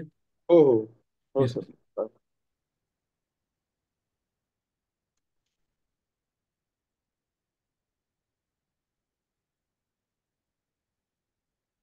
सायन्स बद्दल थोडंसं आपण घेऊयात 5 मिनिट. आता सगळ्यात मोठा जो म्हणजे जॉग्राफी आणि एन्व्हायरमेंट जर आपण 20 क्वेश्चन पकडले त्याच्यामध्ये, त्याच्यानंतर सगळ्यात मोठा जो हिस्सा जो आहे तो सायन्सचा आहे. ठीक आहे. सायन्समध्ये सगळ्यात मेन प्रॉब्लेम दोन आहेत, की एक तर आहे त्याचा की त्याचे सोर्सेस कुठून करायचे, हा सगळ्यात मोठा प्रश्न आहे. की वेगवेगळ्या लेखकांची पुस्तकं आपण केली, त्यानंतर स्टेट बोर्ड आपण केली, तरीही त्याच्यामध्ये जे क्वेश्चन आहेत आयोगाचे ते काय आपल्याला रिफ्लेक्ट होत नाहीयेत. ठीक आहे. तर सोर्सेस नेमकं कुठले वाचावे ही सगळ्यात मोठी सायन्सची अडचण होऊन बसते. त्यानंतर त्या क्वेश्चनची हार्डनेस पण आहे. म्हणजे आपण सोर्सेस सगळे चांगले केलेले आहेत, वेगवेगळे पुस्तकं वाचलेले आहेत, पण जो क्वेश्चन जो आलेला आहे, मग ज्यांची एमएससी झालेली आहे एखाद्या विषयामध्ये, एमएससी फिजिक्स असेल, एमएससी बायो असेल, तरीही त्याला तो क्वेश्चन सुटत नाहीये. ठीक आहे. तर ह्या दोन गोष्टी सायन्समध्ये अभ्यास करत असताना खूप महत्वाच्या आहेत, की क्वेश्चनचा जो हार्डनेस आहे तो आहे खूप जास्त आहे, काही टॉपिकमध्ये खूपच हार्ड क्वेश्चन आहेत, आणि दुसरं आहे की सोर्सेस. ठीक आहे. मग हे जे काही आपण वर्कशॉप वगैरे आपण सुरुवातीला घेणार आहोत, त्याच्यामध्ये तुम्हाला हे व्यवस्थित प्रॉपर अनालिसिस तुम्हाला आपण देणार आहोत सायन्सच्या बाबतीमध्ये, की कुठले असे टॉपिक आहेत की त्या टॉपिक मध्ये हमखास प्रश्न येत आहेत, सोपे प्रश्न येत आहेत, त्याच्यामध्ये स्कोरिंग करणं पॉसिबल आहे. म्हणजे 20 पैकी 20 तर तुम्हाला, हा, 20 पैकी 20 तर तुम्हाला मार्क्स म्हणजे क्वेश्चन पर्यंत जाणं की एवढं पॉसिबल नाहीये. मात्र 12-13 क्वेश्चन असे टॉपिक आहेत की त्याच्यावर इझी थोडंसं आपल्याला क्वेश्चन दिसतात, आणि तिथपर्यंत आपल्याला त्या टॉपिकला शोधून तिथपर्यंत आपल्याला जाता येतं. फॉर एक्झाम्पल मी तुम्हाला सांगेल की असे काही क्वेश्चन आहेत की फिजिक्समध्ये बघा तुम्ही, न्यूक्लिअर टेक्नॉलॉजी, ठीक आहे, आणि स्पेस टेक्नॉलॉजी, याच्याबद्दल नेहमी तुम्हाला एक ना एक क्वेश्चन असतो. म्हणजे न्यूक्लिअरच्या बाबतीमध्ये अल्फा बीटावर इमिशनवर येईल, किंवा प्लुटोनियमवर येईल, किंवा ते कोण शोधलं याच्या संदर्भामध्ये येईल, त्याच्याबद्दल काही थेअरी आहेत तर त्याच्याबद्दल काहीतरी येईल. ठीक आहे. किंवा पुढे जाऊन भारतामध्ये पहिली अणुभट्टी कुठली वगैरे, किंवा हेपर्यंत तो क्वेश्चन तुम्हाला विचारलेला आहे वेळोवेळी. ठीक आहे. त्यानंतर स्पेस टेक्नॉलॉजी बद्दल की जिओ स्टेशनरी सॅटेलाइट म्हणजे काय आहेत. ठीक आहे. तर असं वेगवेगळे क्वेश्चन त्याच्यावर स्पेस टेक्नॉलॉजीवर आलेले आहेत. ठीक आहे. त्यानंतर तुम्ही बायो केमिस्ट्रीमध्ये गेलात तर केमिस्ट्रीमध्ये जे काही इम्पॉर्टंट सबस्टन्सेस आहेत, ते इम्पॉर्टंट सबस्टन्सेसवर तुम्हाला नेहमी क्वेश्चन विचारलाय. ऑक्सिजन असेल, कार्बन डायऑक्साईड असेल. ठीक आहे. तर हे जे काही महत्वाचे इम्पॉर्टंट सबस्टन्सेस किंवा आपण म्हणत जे काही एलिमेंट आहेत, ठीक आहे, तर त्याच्यावर क्वेश्चन आयोगाने विचारलेले आहेत. त्यानंतर पुढे फिजिक्समध्येच तुम्ही जर वेगवेगळे समीकरण पाहिलं तर हे समीकरण कुणाचं आहे, हे तत्व कुणी मांडलेलं आहे, हा नियम जो आहे तर हा नियम कोणी प्रपोज केलेला आहे, किंवा त्या नियमामध्ये नेमका कंटेंट काय सांगितलेला आहे. ठीक आहे. तर याच्यावर क्वेश्चन्स आलेले आहेत. आणि पुढे जाऊन अजून फिजिक्समध्ये तुम्ही काही उदाहरणं पण पाहतो, की एक ना एक गणिती स्वरूपामध्ये एक उदाहरण तुम्हाला सोडवायला सध्याच्या ट्रेंडमध्ये जर पाहिलं आपण मागच्या 2-3 वर्षामध्ये, तर ते ह्या वर्षी येतं किंवा पुढच्या वर्षी येत नाही. पण ते अल्टरनेट तुम्हाला विचारलं जातं, की एखादं गणित तुम्हाला त्याच्यावर विचारलं जातं, जे काही फिजिक्स मधले रूल्स वगैरे आहेत ते. ठीक आहे. त्यानंतर एखादी केमिस्ट्री मधली रिॲक्शन पण तुम्हाला दिलेली आहे आयोगाने. ठीक आहे. प्रकाश नावाचा एक टॉपिक आहे, त्याच्यावर पण वेळोवेळी क्वेश्चन आयोगाने विचारलेले आहेत. तुम्ही बायोमध्ये गेलात तर कंबाईनचे क्वेश्चन बायोमध्ये वेगळे आहेत. म्हणजे कंबाईन फोकस करून जर तुम्ही पाहिलं तर बायोचे क्वेश्चन वेगळ्या पद्धतीने विचारलेले आहेत. मात्र राज्यसेवा जर तुम्ही पाहिलं तर विशेषतः जे म्हणजे ह्युमन जे काही ऑर्गन्स आहेत त्याचे फंक्शन वगैरे आहेत, तर याच्या म्हणजे क्लासिफिकेशन पेक्षा ह्युमन्सचं जे काही वर्किंग आहे बॉडीचं वगैरे, तर त्याच्यावर आयोगाने जास्त क्वेश्चन विचारलेले आहेत. त्यानंतर हार्मोन्स आहेत त्याच्यावर क्वेश्चन विचारलेले आहेत. प्लांटवर पण तो क्वेश्चन तशाच पद्धतीने गेलेला आहे. ठीक आहे. त्यानंतर जे रोग आहेत आणि त्या रोगाचे कारक आहेत याच्यावर जास्त आयोगाने फोकस केला आहे बायोमध्ये. ठीक आहे. तर थोडासा कंबाईनचा जर तुम्ही विचार केला तर तो थोडासा सायन्सचा वेगळा पडतो, आणि इकडे राज्यसेवेचा जो काही थोडासा पॅटर्न आहे तर तो थोडासा तुम्हाला वेगळा पाहायला मिळतो. तर ह्या सगळ्या गोष्टी घेत असताना किंवा त्या त्या वर्कशॉपमध्ये आपण अशा पद्धतीने ते जे काही टॉपिक आहेत तर ते टॉपिक तुमच्यापर्यंत पोहोचून आपण मॅक्झिमम सायन्सला कसं डील करता येईल.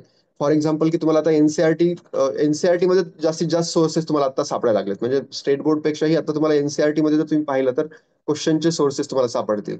तर त्यातले कुठले टॉपिक तुम्ही करणं अपेक्षित आहे एनसीआरटी मधले वगैरे. ठीक आहे.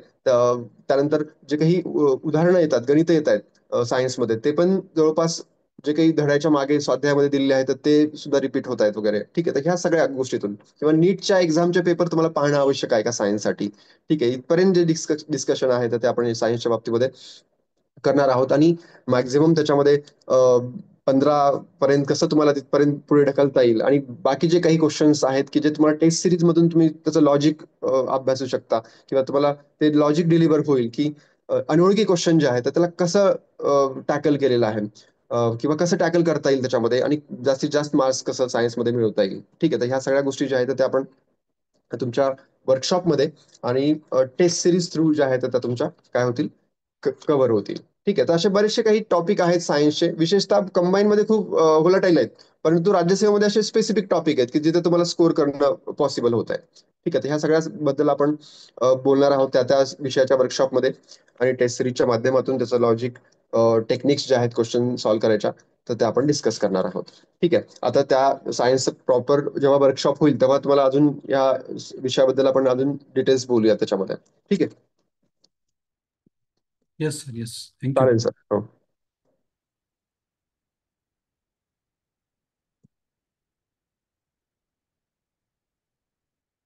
येस, तर बऱ्यापैकी सगळ्या विषयांचा थोडं थोडं थोडं आयडिया आपण घेतोय. सायन्समध्ये सरांनी सांगितलं जसं, रुपेश सरांनी सांगितलं जसं, भरपूर प्रत्येक परीक्षेचा अप्रोच चेंज होतो असं म्हणायला पण हरकत नाही.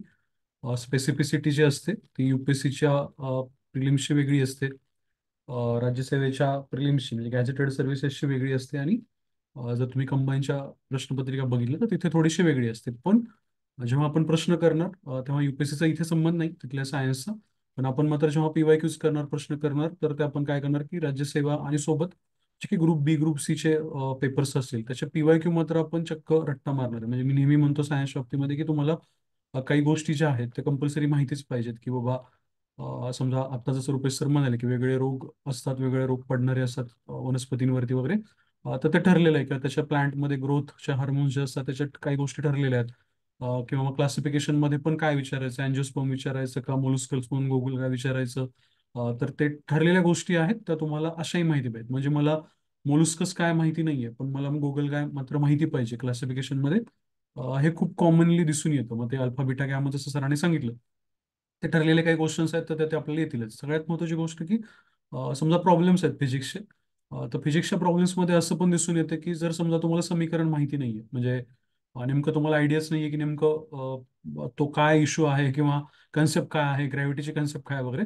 पण भरपूर वेळेला असं होतं की तिथल्या तिथं जर तुम्ही आकड्यांचा जुगाड केला, म्हणजे जसं तुम्ही मॅथ रिझनिंग मध्ये करता तर तसं तुम्ही आकड्यांचा जुगाड जरी केला तरी भरपूर वेळेला म्हणजे गुणाकार भागाकार करायचा आहे, फक्त कुठल्या दोन संख्यांचा गुणाकार करायचा आणि कुणी भागायचं हे जरी कळालं तरी भरपूर वेळेला तुमचे प्रश्न जे आहेत सायन्स मधले ते सुटतात.